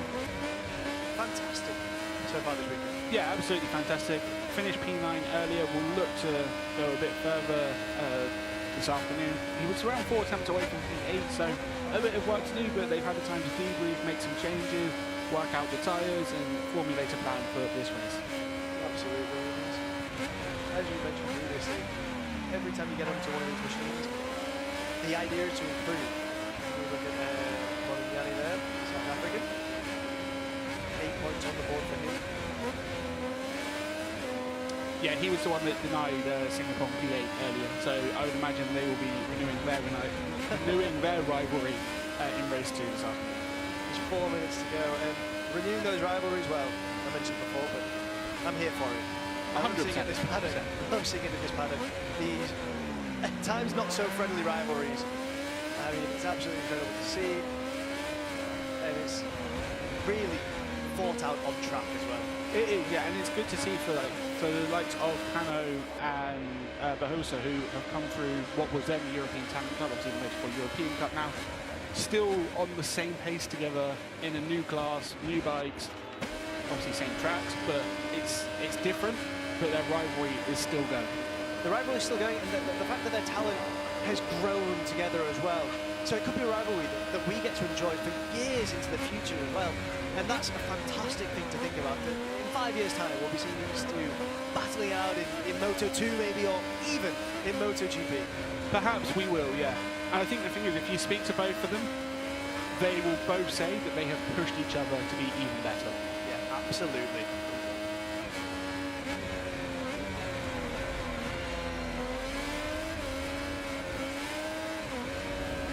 Just 3 minutes to go then before race 2 in Moto3 Junior. It is Barcelona who gets another chance from Paul. He's joined on the front row by Leonardo Zani and Kiandro Ramanipa. Behind them on row 2, Plug, Cano and Jaroslav Karbushik. Then it's Julio Pugliese, Kerr Martinez and Kietek Singapore. Behind them it's Modigliani, Melon and Abruzzo. row 5, we've got Travis Paul, Nicolas and Ojuara. And on row 6, Christian Daniel Jr., David Gonzalez and David Acosta. Behind them, Benyat Fernandez, who crashed out in the first race, Sullivan Mounty and Alberto Enrique of Ecuador. And then it's Miguelon Gabarini. And behind them, Gonzalo Perez, Pablo Olivares and Edu Gutierrez, Timo Varga as well. And at the back, we have Levi Russo and Fabio Pilato.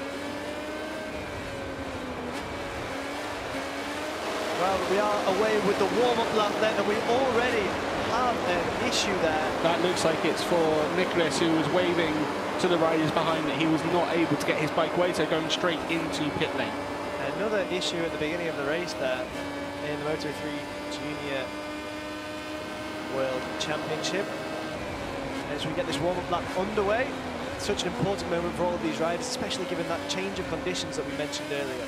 Yeah, good to see another rival team seem to be helping him out here, so just shows that while rivals are on track, off track, they will do everything they can to help each other. Hopefully he's able to get his bike started, and maybe he has to start from pit lane, but the main thing will be hopefully he was able to start the race. Absolutely. Probably the most likely situation, isn't it? Yes, we can see him lining up at the end of the pit lane here. It's been resolved to be ready to at least participate in this race, if not from his original grid position. A shame to have to start from pit lane, but as we said, the main thing is he's able to get going. We see the air temperature 29 degrees, track temperature 45. I wouldn't be surprised if it is a little bit higher given the heat that's been blasting down on this circuit all day, but obviously it depends where the sensor is. But yeah, it is very, very hot out there. Yeah, I think in race 1 the track temperature was about 28 degrees as well, at least at the beginning. So that is a tremendous difference, and it's going to incorporate a lot of tyre management concerns into the way this race plays out. Now we can't see our championship after race 1. It is Leonardo Zani who leads, with Pugliese and Cano behind after finishing on the podium. Incredible performance as well from Yeplanke, who finished in P4. It was, yeah. I think perhaps the star package of race 1 to convert a good starting position into P4. Hopefully, for his sake, he'll be able to repeat that. I'd like to think so, as we round turn number 14, the last of this circuit in Montmeló, and approach the starting positions on the grid. It will be Fernando Barbosa who can take his position on pole once again for his second shot at glory to that turn 5 high side in race 1. The red flag is out in front. And we are just moments away from getting this race 2 underway. Everyone taking their positions. Zani, who of course won last time out, takes P2. Good spot on the front row. The green flag waving at the back. We'll have the lights on in just a moment. There they are. They're off and we are racing in Moto3 Junior, and Barbosa gets away so well yet again. It's a long straight though, and he's got Leonardo Zani just behind him. Who's going to get the right line going into turn 1 here? Who's going to take advantage of the slipstream? It is Zani who gets away best and takes the lead as we go to turns 1 and 2. Yeah, a good start from Zani as he took the lead of the race ahead of Barbosa. A couple of the Aspa riders were opting not to go to the right-hand side of the track on that run into turn 1, opting to stick to the left, and they've come out of that P3, 4 and 5. Yeah, it'll be very interesting to see exactly what's happening there as the Aspa riders go side by side once again. Carlos Cano, just so impressive, as is Giulio Pugliese and Jaroslav Kapushin. A bit of debris coming off. Just lost something there. Yeah, a lot of debris coming off the back of or the sides of one of the bikes there, so the marshals will have time to go and clear that now. But yeah, it is Zani leading from Barbosa and Pugliese, Cano in P4 as we head into the third sector of this opening lap. Yeah, we're going to go through turn 9 shortly, and then there's the run down to turn 10, which we saw being so important in the previous race. Will it be so again? Is everyone going to make a move early on here? Or are we going to see a more conservative affair? From Zani, it looks like no. He has bolted on this opening lap. He's 7 tenths clear heading into this final sector and leaving everyone else to squabble for track position behind him. Which is actually something we didn't see in the opening race. So that's very interesting that he's pulling away already. He must just prefer to ride alone, I suppose. If it works, it works. Barroso will need to start closing that gap though, because he's under pressure Well, there from goes Pugliese and Cano. Carlos Cano on the inside of his teammate, Giulio Pugliese there. Absolutely incredible stuff at the exit of turn 14. Just to note that the yellow flag that was out at turn 4 for that debris has been cleared. So all good to go racing there. Again, different lines. It's Pugliese. We saw this in race 1 as well. Just opting to stay to the more normal racing line. Not taking the slipstream, not using any slipstream ahead of him, but it works for him. He was able to keep P2 there. Oh, Ramadipa, absolutely impressive stuff. Incredible there to overtake. Making his move there as we enter sector 2, going to right-hander turn 4. It looks like we've had a crash at turns 1 and 2. It looks like Gutierrez has come down off his machine.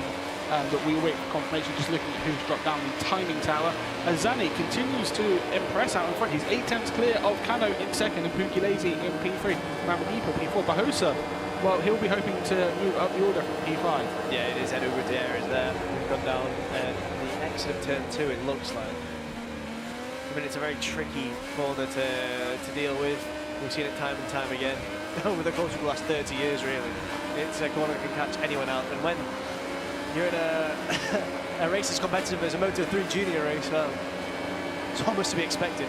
Yeah, it is a tricky corner at the best of times. We just see as Cano defends his P2 position, but Zani's lead is now over a second. If these guys want to stop him doing the double, they need to work together and catch up to the back of him, because at the moment, he is pulling away from them. Yeah, he is, but meanwhile, Kamja Ramadipa has overtaken Giulio Pugliese with a fantastic little move there at the hairpin. As we approach turn 14, who's going to come out well here? Who's going to take advantage of the slipstream? We know how important it is. Who's going to be taking what line? I mean, anything could be happening here early on. The one thing for Zani is he is now 1.3 seconds clear. So any slipstream that he is giving his rivals is not going to be as effective as the one that, for example, Cano, Ramadipa, Pugliese are giving to their rivals. So Zani, the fastest lap of the race, of 1 minute 48.5. was half a second quicker than Pugliese and around 2 tenths quicker than Ramadipa. So he is just bolting at the moment. Yeah, it looks like he's very happy to just ride alone out there as well. So Leonardo Zani leading, and he's got a gap up of 1.324 seconds at the moment. Yeah, just building and building that lead. And the more these guys squabble over P2, the better it is for the number 57. Yeah, Ramadipa on the inside on Pugliese there, just not quite close enough to make the move. It is currently Cano who is in P2, and there we have Barroso who does make the move on Ramadipa on the inside at turn 5. Moves ahead and takes a second for the other riders to pull into the camera shot there, because Zani's lead is just that extensive at the moment. He's got quite a gap. It's now up to 1.6 seconds. Yeah, up to 1.6 seconds now. And again, the more these guys are fighting over P2, the more he'll just keep extending that lead, and then they won't catch him using the slipstream. I mean, you can see the gap now. It's huge, and he's able to take a normal racing line. The other riders are having to squabble over track position as Cano looks to defend his P2 around the outside, and he's able to do so from his teammate. But again, the lead now for Zani up to 1.8. Guillaume Planks has moved up to P4 there with a fantastic move. He's just behind Barroso. Oh, P5.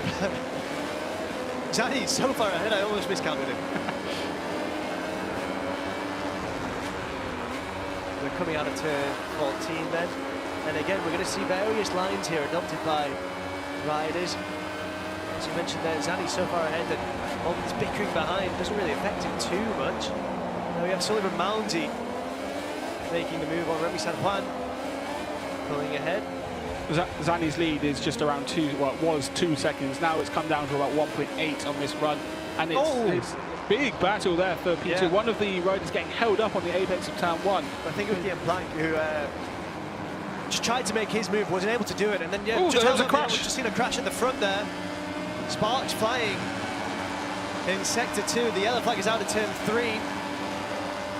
I think that might be Zani. It is Zani. Zani has crashed from P1. He was pushing hard, but he has gone down at turn 3 in the early stages of this race, and Pugliese has inherited P1. Wow, it's just, it leaves you breathless, doesn't it? Because anything can happen in a Moto3 junior race. He's going to be so frustrated with that. He was leading, and he was leading comfortably. He wasn't under any pressure, and it does look like he might have hurt his hand a bit there. Well, he's able to move it. But yeah, they'll be so disappointed in that Mamovan box right now. because Zanni had put in such a performance so far. He was about 2 seconds ahead, and now it is Pugliese who's leading. It's going to be anyone's game now because this is one big leading pack. It was. Zanni had the advantage of that 2 second margin, so he didn't need to be pushing as hard as he was at that point. But the main thing is he looks okay. He's walking away. Pugliese inheriting the lead, but that battle for the wins coming on. We're just going to see the end of it, and I would imagine he's just lost the front going through turn 3. And yeah, that's the end of his race. Yeah. We'll see it better here. No, it's a huge high side. Big high side for Zanni. So yeah, no wonder he was just checking his wrist after that, because that was a heavy landing on the outside of turn 3. Well, hopefully he's all right. He's privately wounded after crashing out of this race, but the race does go on, and it is currently Julio Pugliese who is leading, and currently leading in the live championship as well. He's currently followed by Carlos Cano, both on track and without, as Ramadipa tries to make a move on Cano there. As it stands, Ramadipa will now move into P4 as well. Zanni. Oh, and another big crash there at turn 3. Yellow flags are out. That was another big high side for, that was Tinez, I believe. Number 77 is the one dropping down our timing tower, so I think it was him. That was another big high side on the exit of turn 3. Ramadipa going through on the inside and able to make it stick there, but Pusa holding on to P4, but the pressure is building from both the Honda Asia Dream Racing Junior Team riders. Just to note that Nicholas also crashed at turn 14. There are yellow flags out. We just see Tinez here, obviously getting some assistance because that was another big hit. But Nicholas also crashed at turn 14. Well, as we approach turn number 10, is anyone going to try and make a move here? Pugliese, Ramadipa again on the inside, lunging in. Travis Borg has made progress as well. He's up into P3 at the moment on the number 23 machine as he fights for a podium. He's just behind Pugliese and Cano. Yeah, he's right on the back wheel of Cano as well. As we approach turns 13 and 14, it could be a prime position to try and take advantage of the slipstream as they emerge from turn 14 here. He could, yeah. He has the advantage of a double slipstream from the CF Moto Aspar riders ahead of him. But obviously, we've seen that both Pugliese and Cano will happily defend into turn 1 under braking. And yeah, we'll just see what happens. Pugliese still leading. It's Ramadipa who's actually making progress. Yeah. Moving up into P2. Pujosa piling on the pressure, as is Ramadipa, just held up there. But Pujosa who now moves into P2, just behind Pugliese. And that's relegated Carlos Cano down to P5. Cano down into P5, and there's a bit of a gap there forming between the lead 3 and the rest of the pack. But you would imagine that will close up quite quickly. It's Cano in P4, sorry. Yeah, Cano in P4. Pugliese still leading. Pujosa giving it absolutely everything, and Ramadipa closed out the front row of the grid. Is really giving it absolutely everything. He's going to move on the inside here at turn 5. Not quite close enough on the exit. Just get a replay here. That is the crash for Tinez earlier at turn 3. So again, very similar from what we saw from Zanni earlier, apologies. Yeah, high side through turn 3. It's a corner where you're on the power for a long time, just trying to build up that speed. So it does happen quite a lot. But yeah, another heavy hit there for Tinez. Yeah. And there's 2 consecutive races where we've seen not just race win contenders, but title contenders crashing out. I mean, it's anyone's game. It really is anyone's game, and it kind of, it isn't a surprise because they're all pushing so hard. They want to get their season off to a superb start, and especially if you're then making amends from race 1, for example, you're going to be pushing even harder. Zanni's is different because he was 2 seconds out in front. He didn't need to be pushing that hard at that point because everyone else was squabbling. He had the advantage, but obviously he felt he was in his rhythm, was able to keep pushing, and unfortunately for Lieutenant, he crashed out. Yeah, well, there's a lesson in racecraft to be learned there, I think. It's a lesson that many riders struggle to learn. It's a very important one, as Pujosa does make the move there on Cano. He is ahead. Pujosa running in P3 then against Cano again. As we said earlier, their rivalry continuing in a new class on new bikes. But it's the same story with those two, just fighting it out. Yeah, absolutely. And it looks like Pujosa's hungry for more as well. looked up on the inside of Ramadipa, saw that there was an opportunity at that particular corner, but going into turn 5, is he going to try and make the move there? It looks like he's just going to lay off a bit there. He might be a bit cautious given what happened earlier as well. Yeah, understandably so. It looked like Planke was just moving forward there as well, getting ahead of, or moving out into P7 at turn 5. Yeah, with Ojuara into P6 as well. So fantastic from the Japanese rider. A great performance so far, sort of quietly moving up the order, taking advantage of the riders fighting around him to make sure he's in contention. Yeah, as we approach turn 10, we've seen so many moves made here before. Is anyone going to try and make the move here? Well, on the outside there, just a bit wide. Looks like things are as they were. Pugliese is so good on the brakes at turn 10 and so on. It's very difficult to pass him unless you're pretty much ahead of him before the braking zone. He's very strong. Yeah, absolutely. Pugliese has been showing us over the course of this weekend why he's someone to really hold in very, very high regard. But Cano, 7 laps to go and a group of 14, I think that was potentially showing for Cano. And it's not wrong, there's a huge group fighting for this win. As Ramadipa looks on the inside of Pugliese, but no, the Italian able to defend once again. And Barbosa had a look at Ramadipa, but couldn't make that move stick either. No, he had a long look, didn't he, there? It looked like he'd almost made it, but Ramadipa did so well to just hold him off. Excellent riding from Ramadipa there. Very good riding, very good defensive riding as well. And Barbosa's now under pressure from Travis Borg. Just going to have a look at a replay, a slow motion replay of all of the riders braking at turn 1. And Barbosa Pugliese, sorry, coming out ahead, but Ramadipa and Barbosa side by side through turn 1. Yeah. Turn 1 is delivering so much action here today in Montmelon. Absolutely fantastic to see as we go into sector 3 here at turn 7 and 8. Great curb cam, just to show how close these riders are through turn 7 and 8, which is a very tricky part of the track. Turn 9 is another challenging part for very different reasons. It's uphill, it's a bit of a blind apex. But yeah, heading down into turn 10, the slipstream is crucial, but Pugliese still able to defend from Barbosa. Ramadipa having a look on the inside, but unable to get close. And Travis Borg as well, remaining in P4 with Cano side by side there with Plank, but it's Plank that comes out on top. Yeah, Plank made a move there. I think he managed to actually get a bit of a 2 for 1. He overtook 2 riders at the same time. Absolutely fantastic work from Guillaume Plank.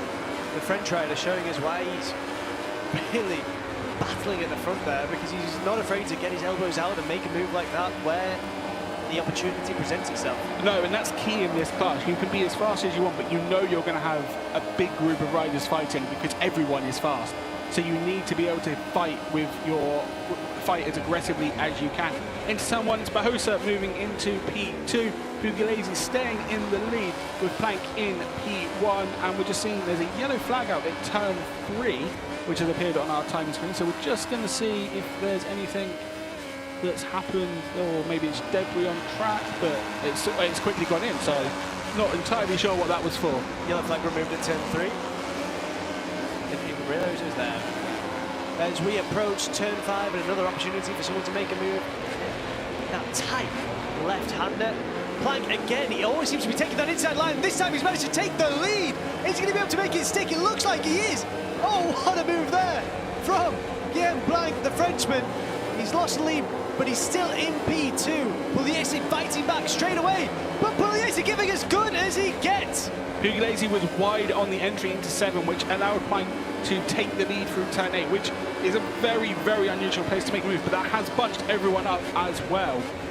Well, it's an unusual place to make a move, but he's made it work so well there. Absolutely incredible stuff. As we go through turn 10. Plank is leading now into sector 4.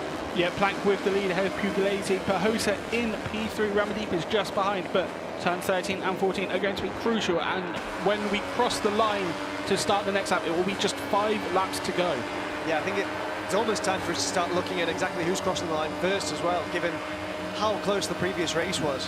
Yeah, I mean, as they crossed the line here, it was 0.081 between Plank and Pugliese. So Plank was able to hold that lead through from turn 14 to the start-finish straight. Ramadipa on the inside, turn 1 looks to make a move, but Bahosa's able to go back through turn 1, but can't get through on turn 2. So Ramadipa moves into P3. Yeah, Plank lost out massively on the strip string there on the start-finish straight. Also, just to note that Travis Borg was a big mover in that fight as well. He's moved up into second, although that could be about to become third, as Bahosa on the inside at turn 4 makes the move stick on the rider from Malta. Yeah, Pugliese leading into turn 5. Ramadipa looking to move on the inside, looking to try and take third. Is he going to be able to get a good line out of it? No, he's not. Travis Borg holding on there. Yeah, Travis Borg was able to hold on to that P3 for now, but Ramadipa's going to have a good run on him through, well, into turn 9 and into turn 10, you would think. But the number 23 might be able to hold on under braking, because Ramadipa is also under pressure from Plank. And now they're running towards turn 10. We've seen so much action here. This is where we saw Plank make that move earlier. This time he's not in the right position to do so. As we said, Borg was able to had enough to defend from Ramadipa into turn 10. But Ramadipa at turn 11 has a look on the inside. That would have been brave, but he's not able to make it stick, and it's cost him a couple of bike lengths to Borg, but he'll be able to make those up on the runs through turn 13 and 14. And again, it's been so interesting to see, however it exits from turn 14, who's going to take advantage of the slipstream. We've got just 4 laps left now. Again, Pugliese was able to lead over the line coming out of that final corner. So I think the run to the line, unless they're really, really close, should be with the rider who leads coming out of turn 14. As we see Carl push in on the inside of Travis Borg, looking for P3, unable to make the move stick under braking at turns 1 and 2. Yeah, into sector 2 now. It's still Pugliese who leads from Bahosa. Travis Borg just behind, who's done so well to get himself into a podium position. Is he going to be able to maintain it with the amount of pressure building behind him? He's got the likes of Karbushin, Planks, Carlos Cano, Keandre Ramadipa, Ojuara, all behind him, and any one of them in with a chance of finishing on the podium or even with a race win. Yeah, this is anyone's game with 4 laps to go, as there's a move there from Plank on the inside, unable to make it stick on Borg. Borg retaining P4 from the French rider. Yeah, he's too heavy on the brakes there and just allowed Borg to roll around the outside of the move. Yeah, as we say, Pugliese still leading ahead of Bahosa, just a 10th or so in it. Karbushin up into P3. Again, it's to run into turn 10. This is where Bahosa has a chance to get alongside the Italian for P1, but we know how good the number 31 is under braking. He doesn't really give riders a sniff. And it's Karbushin making the move on Bahosa for P2. Is he able to make that one stick through turns 11? He'll have the outside into 12. It's going to be tight between the pair. Absolutely incredible stuff here in Barcelona. Once again, entering sector 4, and we see chop and change. So much action. Always delivers action, does the circuit to Barcelona, Catalunya. Bahosa with the run through turn 14 on Pugliese. Is he going to be able to make the slipstream count on this time? We have 3 laps to go. The race really reaching a crescendo here in Barcelona. Well, it's been a crescendo from start to finish here, really. Absolutely incredible as we see all the lines the riders are preparing to take. It's Pugliese who leads. Cano tries to make a move there. It's Travis Borg moves into P2. Cano moves into P4 as well. Borg on the move through turns 1, moving up into second place, and he's already on the back of Pugliese.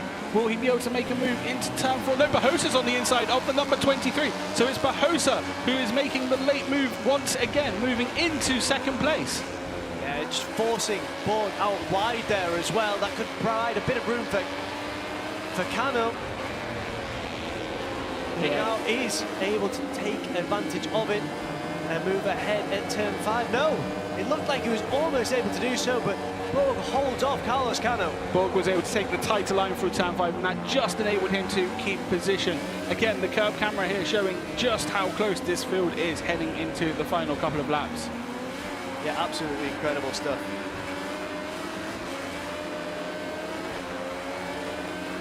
Currently Pugliese who's leading from Bahosa, with Travis Borg occupying the final spot No, it's now Guillaume Planck who's into P3. Yeah, Borg has dropped to P4. I didn't quite see what happened there, but the rider from Malta, is in P4 behind Planck.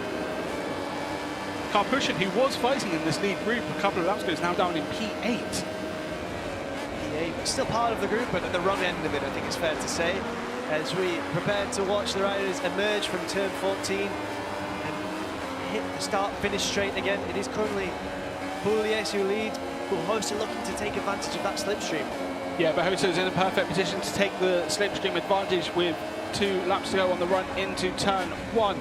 But Planck is on the inside, as is Borg, and it looks like it's Borg who is making the moves on the inside and the braking at turn 1, and the 23 moves back into second place. Yeah, absolutely sensational stuff from Travis Borg there.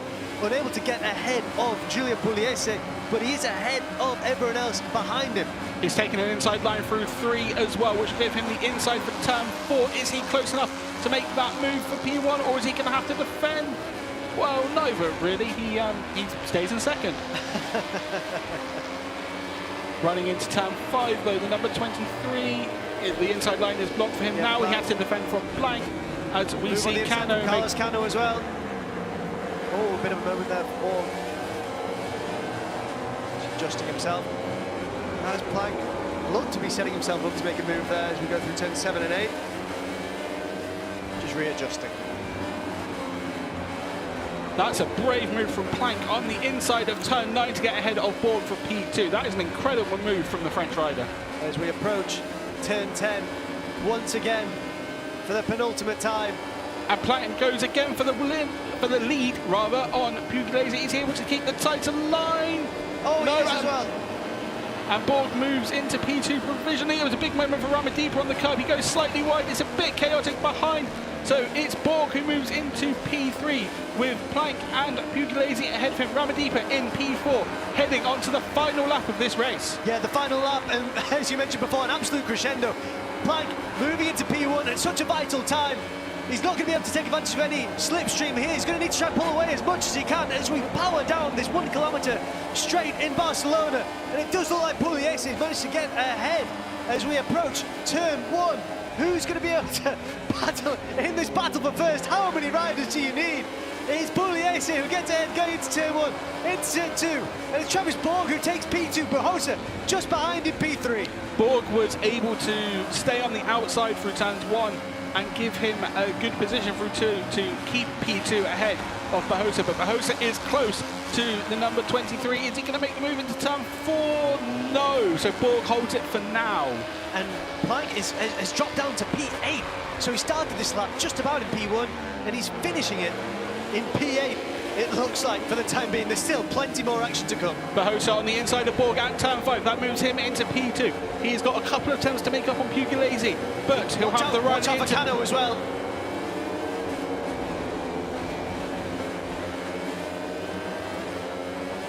There goes Travis Borg.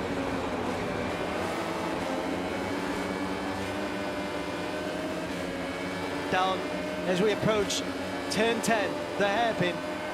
We've seen so many moves here made before. Planck in previous laps. This time around, Barroso's wide. Barroso is wide. That is a promoted Borg into P2. He'll have a good run through on Pugliese behind, and there is a crash behind.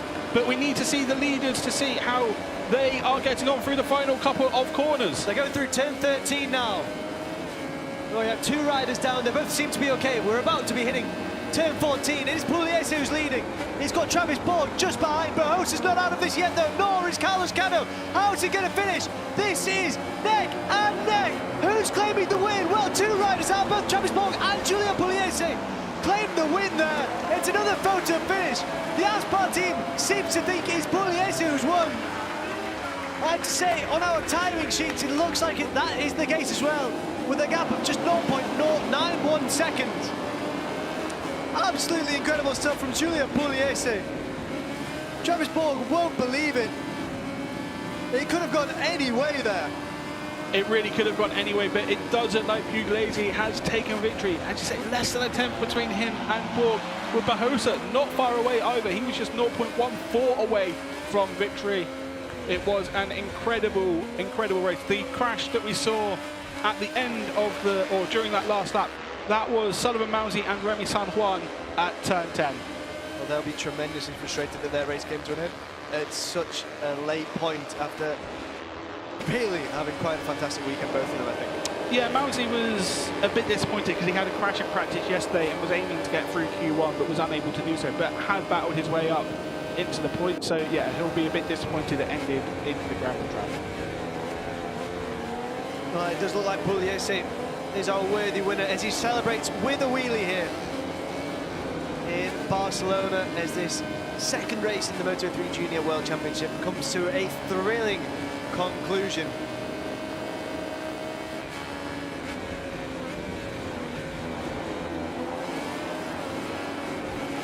Well, he'll be making his way to Park Fermé.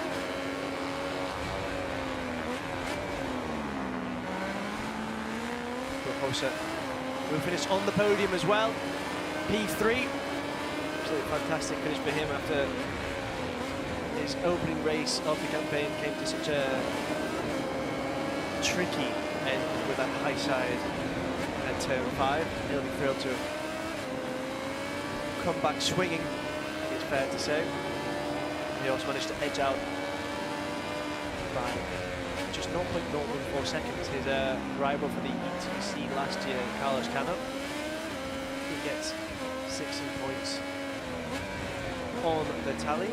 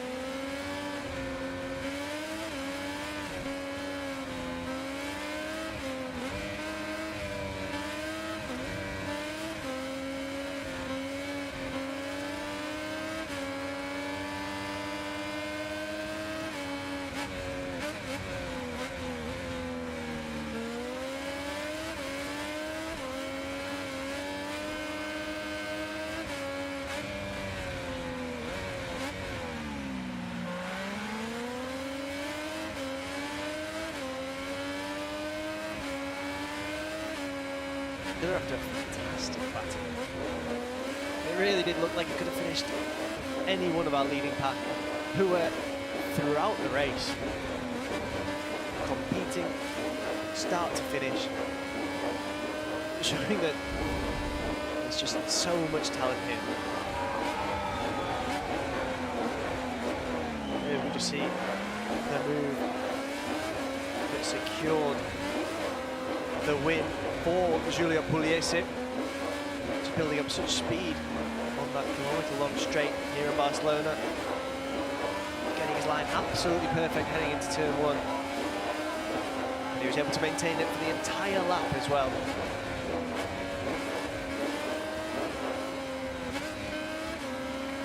It was close though, he was pushed all the way by Travis Paul.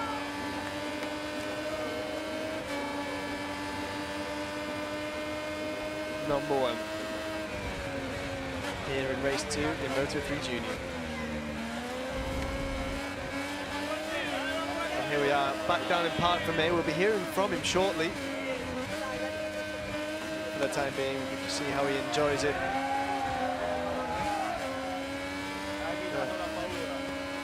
Fantastic race, very well deserved to celebrate with friends and family.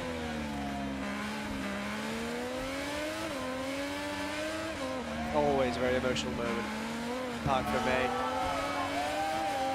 We have Travis Paul celebrating P2. He's right to do so. Fantastic ride for him.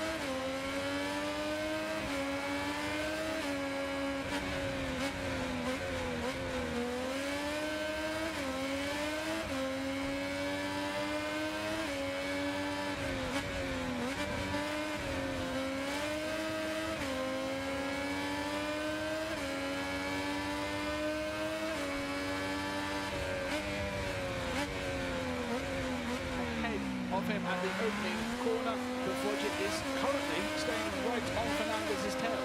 Yeah, Foggia really piling on the pressure onto Fernandez early on here to see how the race develops though.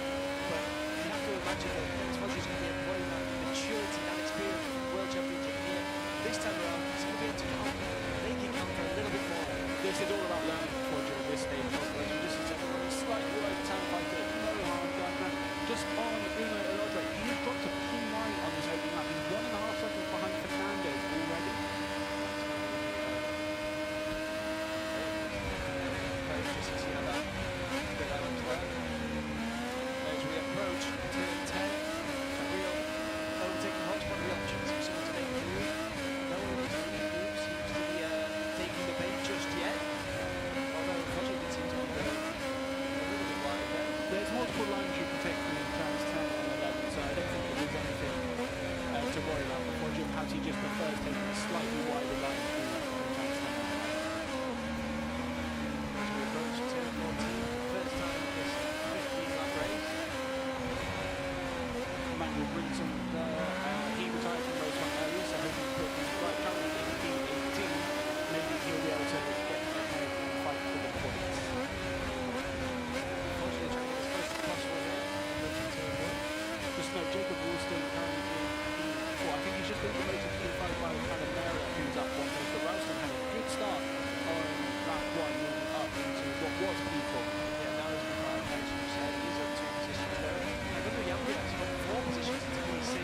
He did something very similar in the first race as well, didn't he? He was able to really fight his way through towards the front of the pack, but just lost a bit of momentum as the race went on. Yeah, Powers pushed a bit too much in the opening few laps, and that cost him at the end of the race. We know in any class, tyre management is crucial in Barcelona because of the track surface, especially when it's hot. So I would imagine it was just pushed too much, and that cost him at the end of the race. Foggia is still all over the back of Fernandez, just 0.174 between them at the last timing point. And it looks like he's even closer through turn 9. Will he get the run on Fernandez into turn 10? That's going to be very interesting. It's Pablet behind as well, watching this battle unfold between these two. Goes a bit tighter, but he's able to make a move there. That is Foggia ahead. Foggia is ahead of Fernandez. Dennis Foggia takes the lead for the first time here in the Moto2 European Championship. We head towards turn number 14. Foggia leads from Eric Fernandez. He's already building a bit of a gap. Yeah, gap out to 2.5 seconds before they cross the line. Let's see what it is as they do once the start finish line. Up to 0.282. So Foggia really pushing. He was half a second quicker than Fernandez on that last lap. And Pablex is now all over the back of Fernandez as well. Number 44 up the inside of turn 1 for P2. Yeah, it's going to be back to the worst for Eric Fernandez. Is now Foggia lead. Pablet, who won race 1, currently in P2. Well, Foggia has reason to be concerned, but he's got Pablet behind him as well, our reigning champion. But just there as well, Unai Raja, incredibly quick, but not attacking. They seem to have some kind of technical issue. But will Yeah, he's pulled up his bike from the exit of turn 14, I think. So it looks like that will be fairly easy to recover for Marshall as Foggia leads, and the gap is extending. It's 0.367. Elodre in P8 now with the fastest lap of the race. And just make Mongiardo has also gone down. He's down into P9 behind Elodre. Yeah, Raja should made a move on Alessandro Marossi as well. So Raja going from strength to strength, which is, again, what we saw in race 1. Raja very capable of plowing his way through the pack and taking the fight to the leaders. He is, yeah. There's nothing that we expect really given his form last year. There's a bit of a smoke, I think, from Pablet under brake, really pushing hard. He got slightly wide, but Fernandez not able to get up the inside at turn 11. So Pablet just about holds on to P2, but that will allow Foggia to build a bit more of a gap as well. Yeah, that's exactly what Foggia needs as well at this point. Allow the big group behind him to continue. He can pull away, try to do exactly what Eric Fernandez did in the first race, but take it to a conclusion that's more favourable. Yeah, without the crashing from the lead thing, I think is what Foggia will be aiming for. For number 7, It's quite key. yeah, it's very key. 1:43.343 last time round. Sorry, that is Foggia's best lap. So he's still 2 tenths clear of Pablet. Pablet's not letting him go, and Fernandez Fernando's also still in the mix as well. Palomero as well, just behind there. It's Emmanuel Brinton once again bringing his bike into the race.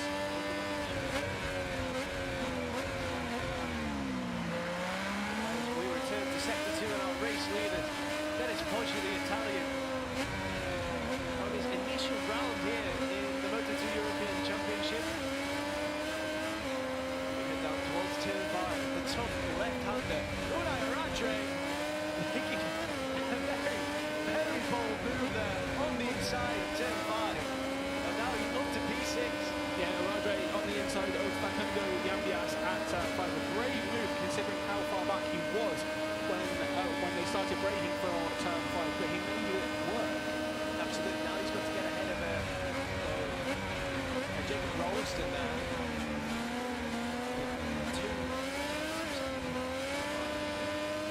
Yeah, he's all over the back of Rolston already. So Yambias, I think, has got to another position as well.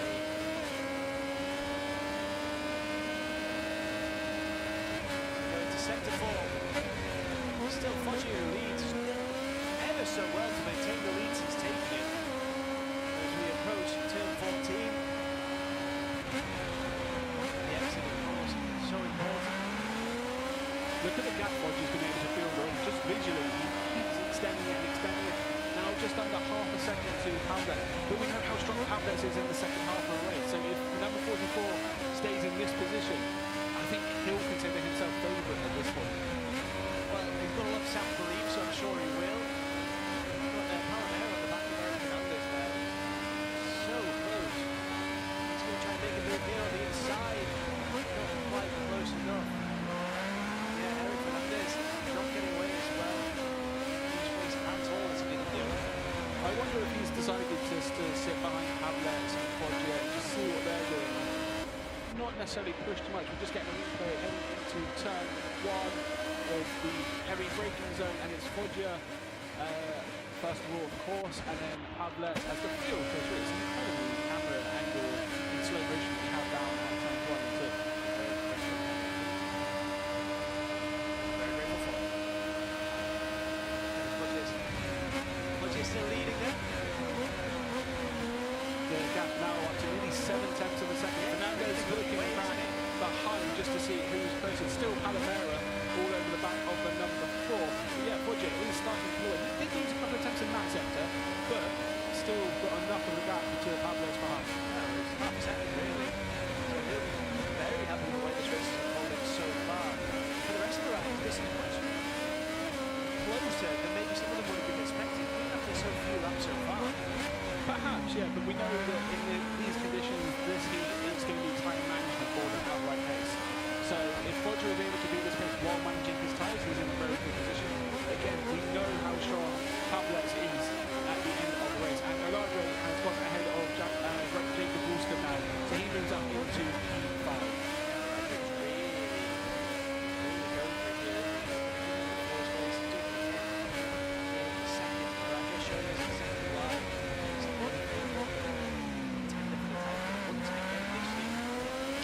His racecraft is very good. He obviously came through the World 300 World Supersport ranks, where racecraft is hugely important. So it's no surprise to see that has transferred into the MotoJunior European Championship.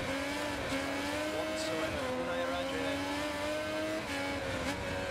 Exceptionally well. Now up into P5. Poggi who leads though. Looks like Palomero has just dropped a couple of bike lanes to Fernandez as well. Bit of a moment there on the change of direction from turn 7 and 8, but I don't think anything to worry about. And actually now for turn 9, it looks like he's a little bit closer again. So just a bit of ebbing and flowing at this stage. Yeah, still got 9.5 laps to go. All at the same lead. It's going to be the final spot on the podium. That's going to get one. So strong, so strong. It's not strong here, but everyone stepped it up a notch for race 2. Everyone would have learned something from race 1 with tyre degradation and everything that goes with the brake, the temperatures, etc., etc. So no surprise.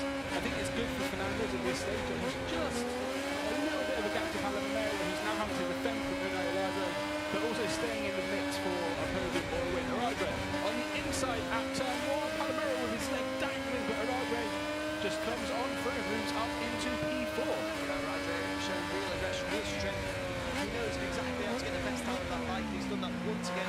Moved up to P4. Palomero fighting back. We just got to a replay of another riding style comparison at turn 1. Foggia, first of all, as he is leading this race through into turn 1. But it did look like Palomero was fighting back on Eladre through turn 3 and 4. Yeah, absolutely. Riders opening exchanges, the first blows.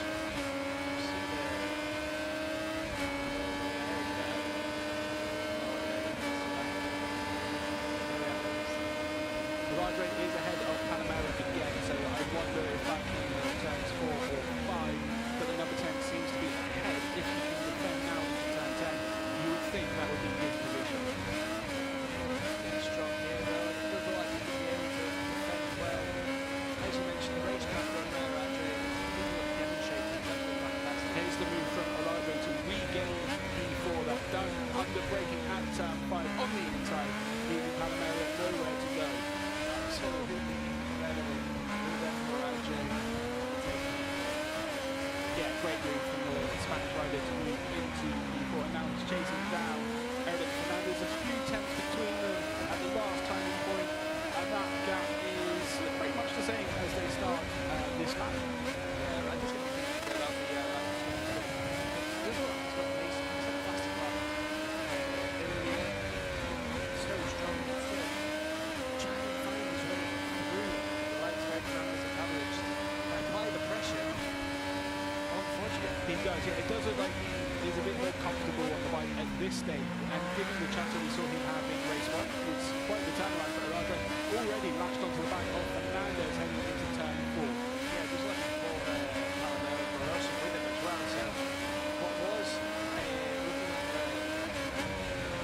at 3-4-way backward, could well become a 5 or 6-way backward as well. It does look that way. Eladre was all over the back of Palomero heading into, all over the back of Fernandez heading into turn 5.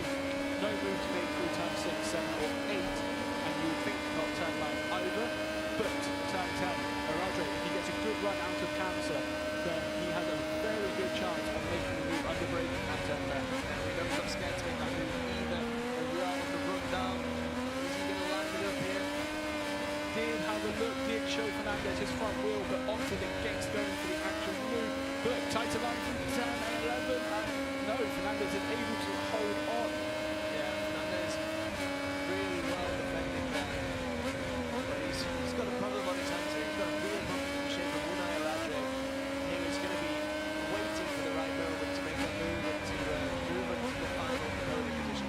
Yeah, Eladre, you would think, I mean, it looks like he has the pace advantage over Fernandez at this point, so you would think the number 10 will want to make this move as quickly as he can so he can latch onto Pavle and Foggia at the front. The gap has come down to just 0.3 of a second as Eladre does make the move at turn 1. I think that was a little bit of contact there. No harm done, both riders able to continue, and Eladre is up into the podium places. Yeah, Eladre moves into P3 and he's shown us time and time again that he's just so strong in sector 1. On that previous lap he was the fastest in the sector, and this time around, well, it's likely to be the same. Unai Eladre now on the podium, and he's going to be hunting down Milan Pavlic as well, his old rival from last year. Pavlic is around 0.4 of a second clear of Eladre as we see a replay of the move under braking. Eladre is on the inside. Did they make any contact? They looked close. For sure, it looked like, just Eladre's foot looked like it just tapped Fernandez's bike. But both are able to continue, and Eladre up into the podium places. Yeah, it did look like it was a matter of time for Eladre to be so strong over the course of the race so far, getting his way towards the front. Once he was in a position to take the podium, well, he just took it. Yeah, exactly. And now Eladre already looking at Pavlic at turn 10 on the inside. Can't get alongside the Polish right under braking, but Pavlic is wide, and that should allow Eladre through. No, Pavlic is able to hold the outside line and defend P2. He's wide again through 11 and 12 row. Can Eladre get close, or is Fernandez going to fight back? Fernandez is all over the back of the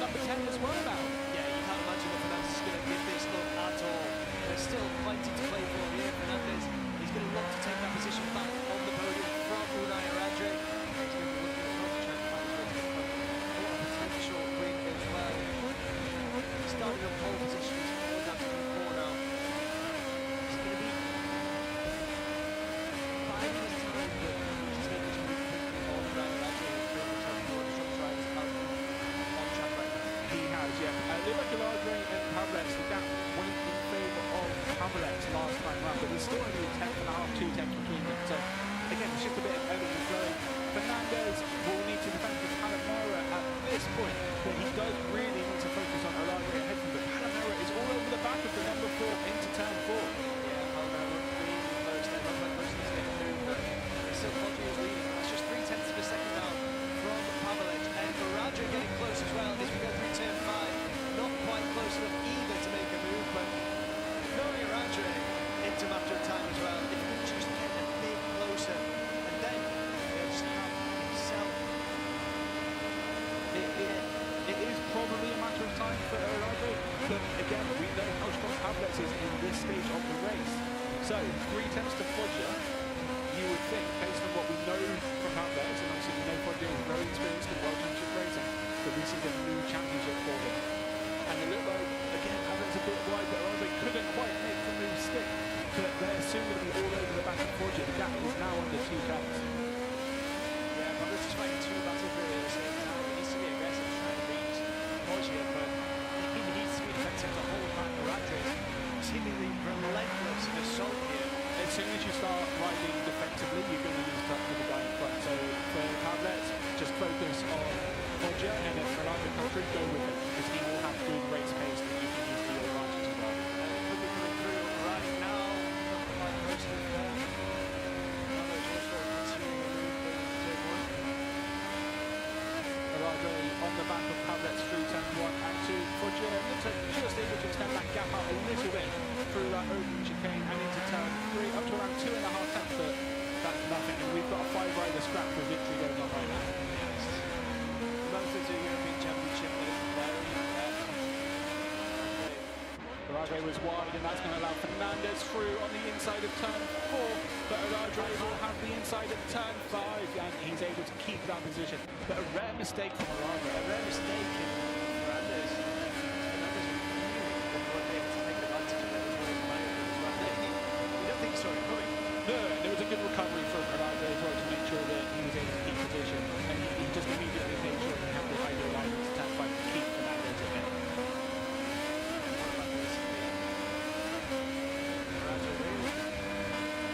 The protagonist of proceedings of the last couple of laps as well.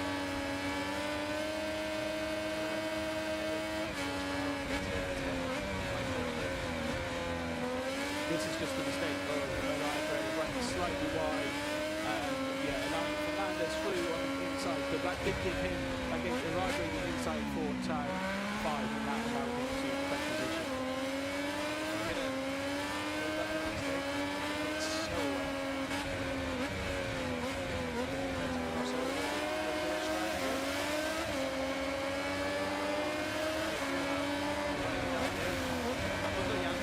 That's a shame for the Uruguayan after what was a strong opening half of the race, really, for the number 94. It looks like turn 10 he's come down at, but good to see him moving away.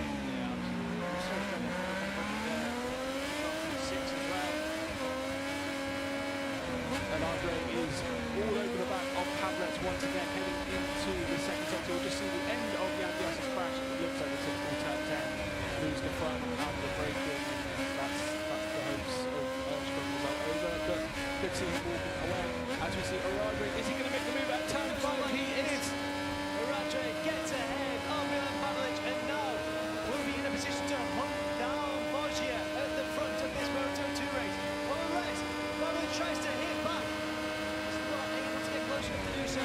So as it stands, it's Foggia, Barradre and Pavlec. Pavlec will need to respond immediately. We still have yellow flags at turn 10 though after the Yandias crash. So no overtaking into this corner as it stands. You can just see in the background the marshals work. Well, no, the yellow flag's now in. The yellow flag means they could make the move, but no one is close enough at this point. Foggia is still leading. He's a bit wide from 10, but I think it's just his preferred line. 3 tenths clear of Aladre with Pavlec now in P3. Sorry. Right under there. Turn 14.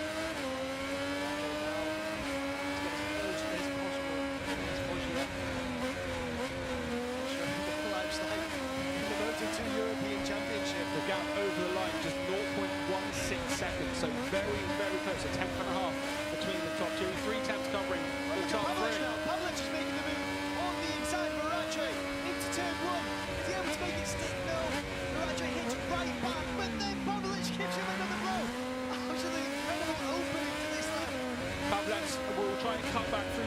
agree, I would imagine, but Oradre has it covered. That is great news for Foggia, who is able just to build a bit of a gap without really doing anything. Can Pavlets fight back in turn 4? No. Yeah, I think Foggia really had lost over the course of that last lap as well. So yeah, really very, very grateful. Panamera on the inside of Pavlets at turn 5. That's a brave move from the Spaniard, unable to make it stick. Pavlets defending really well on the outside line, and that will mean Fernandez has the opportunity to get past Panamera. He defends into turn 7. He's wide through 7 though. He was wide through 7. That might give Fernandez an opportunity through turns 8 and 9. We just wait to see what happens with that fight. It's Fernandez in the fight. So Panamera was able to hold position for now. 2.5 laps to go then as we approach turn 10. No one in this opening group, this leading group, is going to be making a move here just yet. Although it looks like Oradre is getting very, very close to Foggia there. It's worked very much in Pavlets' favour as well to allowed, if that's the word you'll permit me, Oradre through, because he's dragged Foggia back into this battle for the top step on the podium. That gap that Foggia had lost over the last lap and then regained through turns 1, 2 and 3 has been wiped out already.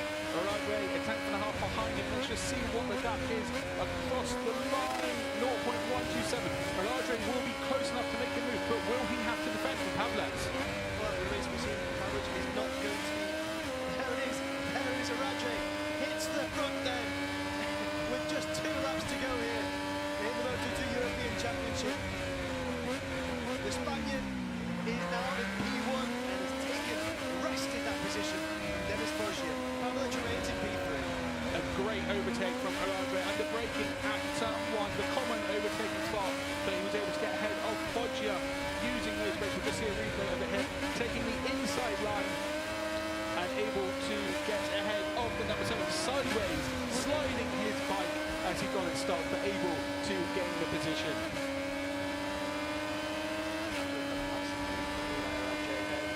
He's done so well to get himself into this position, yet to find his way through the pack, yet to take the fight to the leading 3. He's done just that, and he's done it at exactly the right time there. We just see a replay of Panamera coming through on Pavlets at turn 5. That's an aggressive move from the Spanish rider, and then there's a bit of contact on the exit as well, but that has promoted Panamera into P3.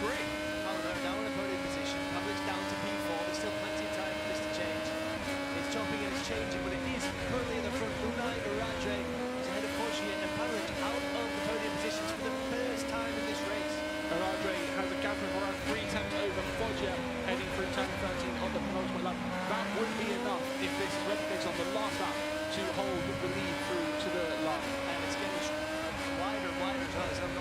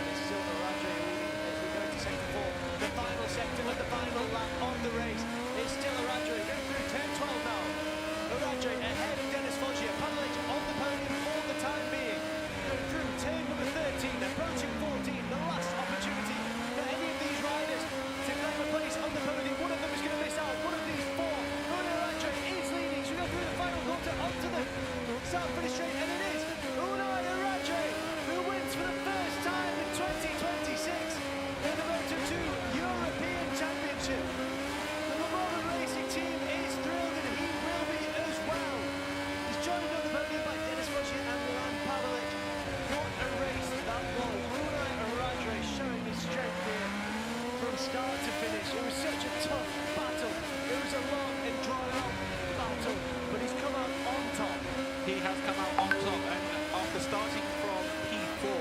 He dropped down to around P9, P10 over the opening couple of laps. But that was a sensational ride for the number 10 as he fought his way back up and to claim a late victory. Absolutely incredible stuff from Unai Radre. He's got those 25 points. Absolutely vital for him as he looks to really challenge for the Moto2 European Championship this year as well. Last year it came down to the very last race of the campaign. This time around, very well be as dramatic as that as well. It remains to be seen. Another wheel to celebrate from the Spaniard. Foggia with his first podium here in the Moto2 European Championship, and you can see exactly what that means to him as well. He'll be absolutely thrilled with that performance. It shows exactly how happy. There is Madeline.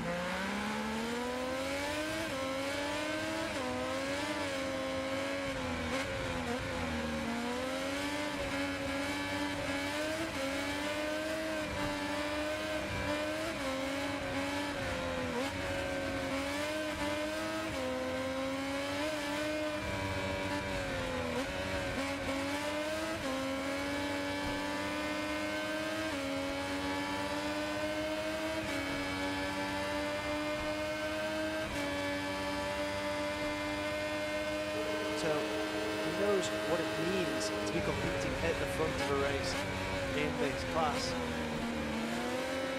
He's again still managing that gap just around half a second. We're just gonna, well, we've just crossed the sector split time, so we'll maintain that until the start and finish line. Fellini is still under a huge amount of pressure, and again we're seeing yellow flag out at turns 10 and 11 on our timing screens.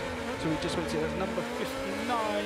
It's Bambecki. That is Bambecki has gone down at turn 10. It's a corner where it's very easy to go down. Lost the front, tries to hold on to it, but his hopes of points are over. Yeah, very unfortunate. To the Stock European Championship race as we go into turn 1 here at the front of the race. There it is again. He fell on with that little kick of the left leg, which is a bit difficult to understand exactly why he's doing it. It is a bit difficult to understand because normally under braking you would have the leg of the corner coming up, dangling. So if it's a right-hander, you dangle your right leg. So it's a bit weird that he seems to have his left foot off the peg at pretty much pretty much every corner. That left foot is coming off the peg. So I wonder if it's just an issue with the peg and he's able to keep the pace. Because it looks like he's going to make the move on Garcia. No, he did have a look. He showed his front wheel under braking at turn 5.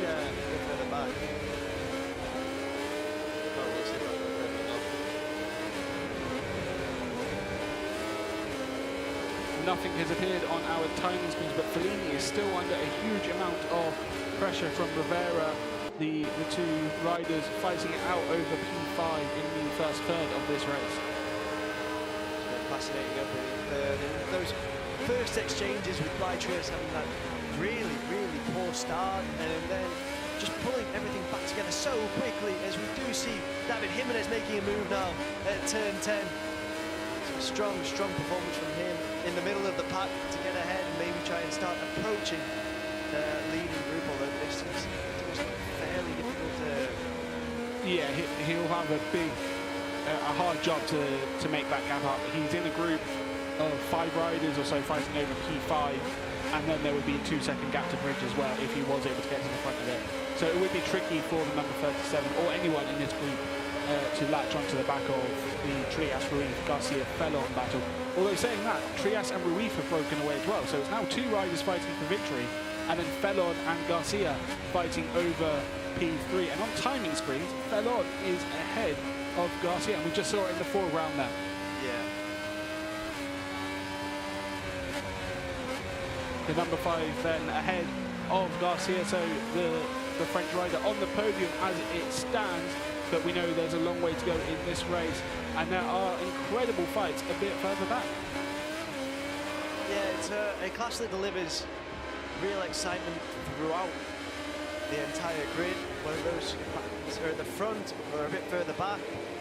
Everyone is determined to prove themselves. They are, yeah. Some riders obviously use it to move up to Moto2, as we saw with reigning champion Iker Garcia. Some riders use it to perhaps kickstart a career that they maybe struggle to fund perhaps, or keep it going up despite good results. Like for example, Alvaro Diaz in P16 was a World Supersport 300 champion, but after he won that title he tried World Supersport and didn't really kick on and has struggled to get a World Championship seat since. So he'll be hoping he can use this to sort of kickstart his career. At the front, it is still Trias and Ruiz fighting over P1. There's around 4 tenths of a second between them, but they're now 1.8 or 1.4 clear, sorry, of Lorenzo Fellon in P3. So it is very much 2 distinct groups at the front of the field. It does seem to be a gap that's going to be very difficult to overcome as well. You're right, Ruiz doing everything he can to just try and reel in Trias at the front as well. Getting close on the brakes. Going to turn 1. That could also be said for Fellon and Garcia as well. 2 individual duels. Very much so. 2 very distinct groups going on here. We've got Trias and Ruiz around 3 tenths of a second apart, and then there's nothing between Fellon and Garcia. It's Garcia on the inside through turn 3. Can he keep that into turn 4? No, he switches to a slightly wider line, hoping he can cut back through the long right-hander of turn 4, but Fellon has it covered for now. But then we go to turn 5. It's like, no, not quite close enough as we approach sector 3. Just getting a replay here of rider style comparison. A very good shot into turn one. A lot of chatter there on the GB Racing Yamaha, but able to keep it under control and hit the apex for Trias. Obviously, we'll wait to see what Yarai Ruiz is like. We'll just see that now. Yeah, a bit of chatter as well for him, but nothing. It's nothing to worry about for either of them. Although Ruiz was slightly wide of the apex there, so able to keep it under control. No time lost, and again fell on with the foot off the pillar. Just see if we can see. Can't really see anything that would be causing that, but it's happening so frequently. So there must be something he's not comfortable with, maybe, that's causing him to do that. Well, he's got the time being Alberto Garcia behind him. He won't be too comfortable with that. No, Garcia looked like he got a good run out of the final corner, and he's already trying to get alongside the number 5. Can he use the slipstream to his advantage on the 1 kilometre run down into turn 1, or will Fellon be able to defend? The number 5 is able to stay ahead. I'm impressed given how close Garcia was coming out of turn 14. Yeah, fantastic defensive riding from Lorenzo Fellon. Really managing to hold off Alberto Garcia for the time being. He is. They looked like they were taking 2 different lines through turn 3, and they were side by side heading through 4. We're watching Fellini and Rivera fight over P5, and Garcia isn't able to pass Fellon for P3. Except for the time being, not for long though, holding off Rivera, who does move through there. Fellini, I think, is still in P5. He was able to keep that position, the number 11 from the number 84 machine. The purple bike very much ahead there of the number 64. And it's the same for Fellon and Garcia. Nothing to separate them, but at the moment Fellon is able to hold that position. But it does look like Garcia is considerably faster, just not in the right points of the track. Yeah, absolutely.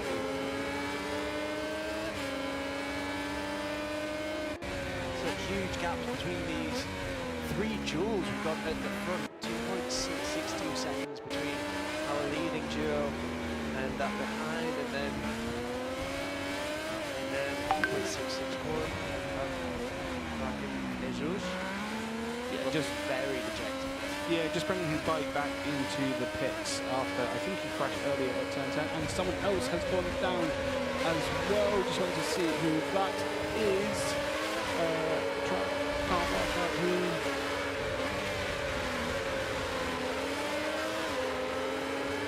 Pandeliakis, the Greek rider, the number 3, has gone down at turn 10. It's a common crash, losing the front, just trying to carry maybe 1 or 2 kilometres now at more speed into the corner. I've seen it numerous times over the course of this day, over the course of the past few years as well.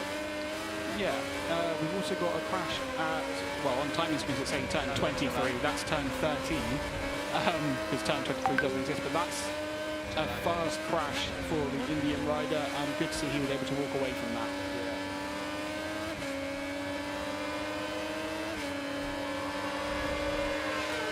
There we are, back at the front with Trias. We're going to sector 3.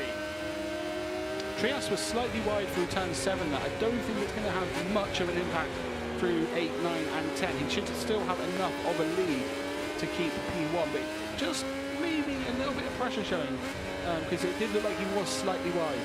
Well, Uriah Ruiz will have taken note of that. He'll know that there are moments where he can try and take advantage of any tiny mistake that Trias makes at the front of this stop race. It also looked like Fellon has just pulled out a bit of the gap over Alberto Garcia now for P3. That's around 0.6 of a second. So perhaps Fellon is just able to control that now over the final 6 laps. Well, yeah, he's going to have to try and control the situation as well as he can.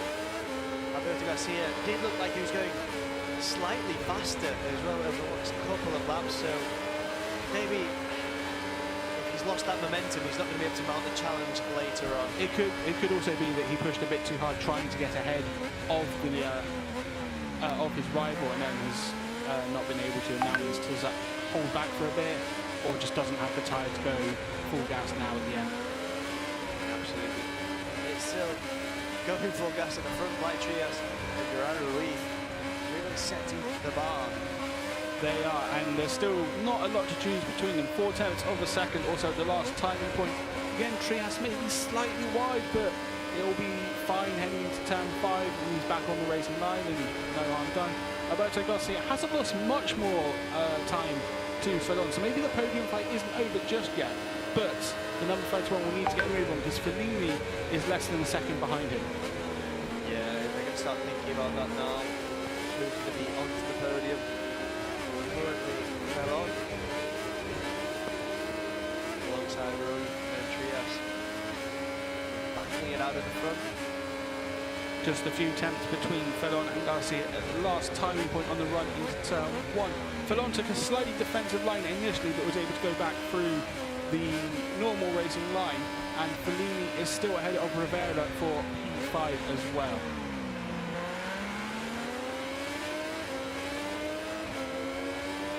They're trying to get as close as possible to Fellini.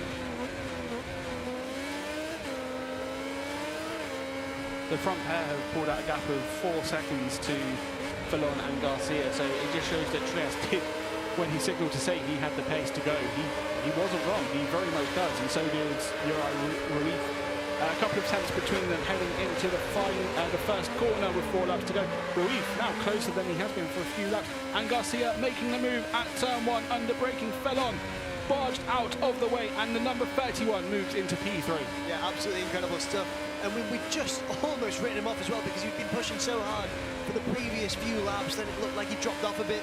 But as you said, he was biding his time, he was waiting for the moment to make the move, and the moment was at turn 1 there. It was at turn 1, and as well, Fellon looking to fight back through turns 4.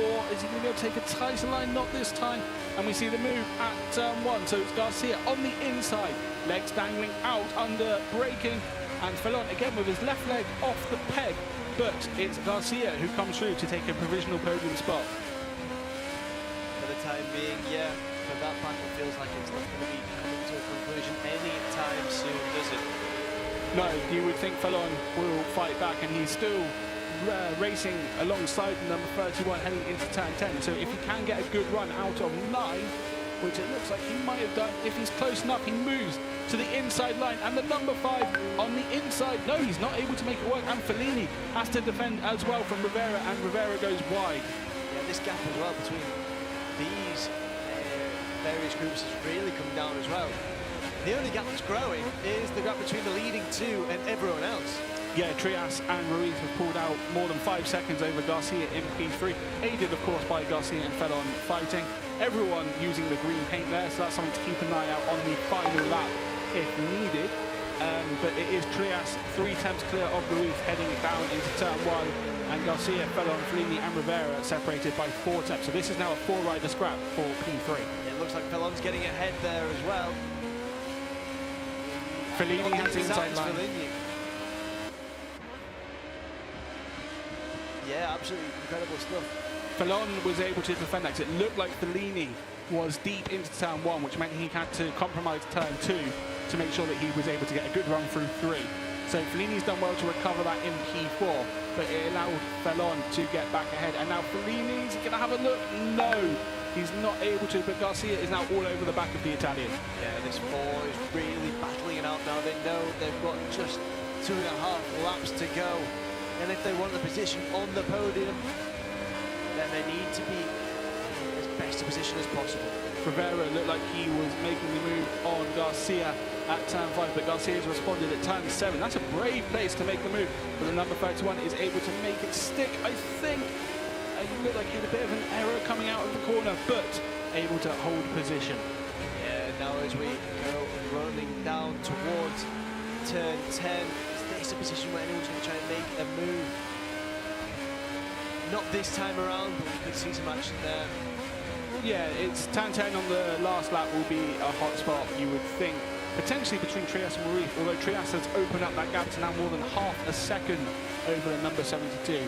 So you would think maybe Trias is managing, maybe Ruiz is run out of tyre in the last couple of laps, but we'll find out over the final 2 laps, because maybe Ruiz has done what Garcia did and held back a little bit over 2 laps to make sure he could fight at the end. Yeah, absolutely. The fact that Ruiz has managed to stay with him for this entire time as well means that he also has the pace, for much as Brightrius is saying, I've got the pace to lead this race. There goes an absolutely going to move once again at turn 1. Alberto Garcia getting ahead of Rivera at turn 1, under braking for P5. Obviously Garcia was in the podium fight, but it looks like he's lost out because Fellon and Fellini, Fellini's actually in P3 according to the timings. So yeah, Fellini is ahead of Fellon as well. The number 11 has got ahead into a podium position. Fantastic work from the Italian. Fellon looking to fight back through turn 5, but not able to make it stick there. But Garcia and Rivera have lost a lot of time to the riders ahead. So it's sort of 3 groups now. You've got Trias on his own. He's almost a second clear. Ruiz in second, and then Fellini and Fellon fighting over P3. Just as we were saying that Ruiz might have been conserving a bit of tyre or something, trying to manage the situation ahead of making a move with just a lap and a half to go. Well, that gap is growing and growing and growing. It's actually growing very, very quickly. It's 1.2 seconds. It has grown very quickly. So Trias was perhaps the one managing his tyre in the closing or in the middle part of that race to make sure he had enough at the end, because that gap has just extended massively over the last couple of laps. Brightrius showing everyone else how it's done. Absolutely fantastic stuff from the young Spaniard. As we go through turn number 14 now. And now we are on to the last lap. Brightrius with the lead and a gap of 1.754 seconds. He's approaching turn number 1 by himself. He's got Uriah Ruiz following him, currently in P2. The battles are happening behind. It's Fellini, it's Fellon. Who's going to be leading as we enter sector 2? It's currently Fellon, but not for long. What about that for a move? Fellon ahead of Fellini now. Fellon was able to somehow take the outside line through turn 2, gave him the inside for 3, and has been able to make it stick. That's an incredible move from the number 5, but he's got to defend from Fellini now. The number 11 can't make that work at turn 4. Yeah, they're all fighting over the last spot on the podium here. It's going to be so close. We're going down into turn 5 now. It's a space for anyone to make a move. The last spot on the podium is up for grabs. It's still Fellon who's ahead of Fellini and Garcia, as well as Rivera. Fellon still leading Fellini through turns 7 and 8. Fellini will need to get a good run through 9 and make the move at 10, you would think, if he's to have a chance of this podium. And it looks like he's got a great run through Cancer, but is it good enough? Because Fellon will go very defensive. Fellini on the inside, under braking, does make it work. But he's wide. Fellon has taken back P3. How costly might that prove to be on the last lap for the last spot on the podium? And Fellini is ahead of Fellon now. Well, our race leader, Brightrius, is going through turn 4 now. He is going to win here in the Stock European Championship. 25 points go his way. And Fellon will cross the line to take a podium finish ahead of Fellini after that incredible fight. Yeah, that was an absolutely sensational battle for the 3rd spot on the podium. And there is a round of applause. You can see what it means in that GV Tamil racing box. Absolutely incredible from start to finish there. Brightrius showing us exactly what it means to him. 6-7 now or something. Incredible stuff from Brightrius. It's worth noting, over the final few laps, that gap went from a handful of tenths between Trias and Ruiz to 3.6 seconds. I think over the last 2 laps. He pulled out around 2.5 seconds. So he was obviously managing his tyres and had the best pace. Yeah, absolutely. Flag for Paolo Alcina there for Brightrius. Lovely little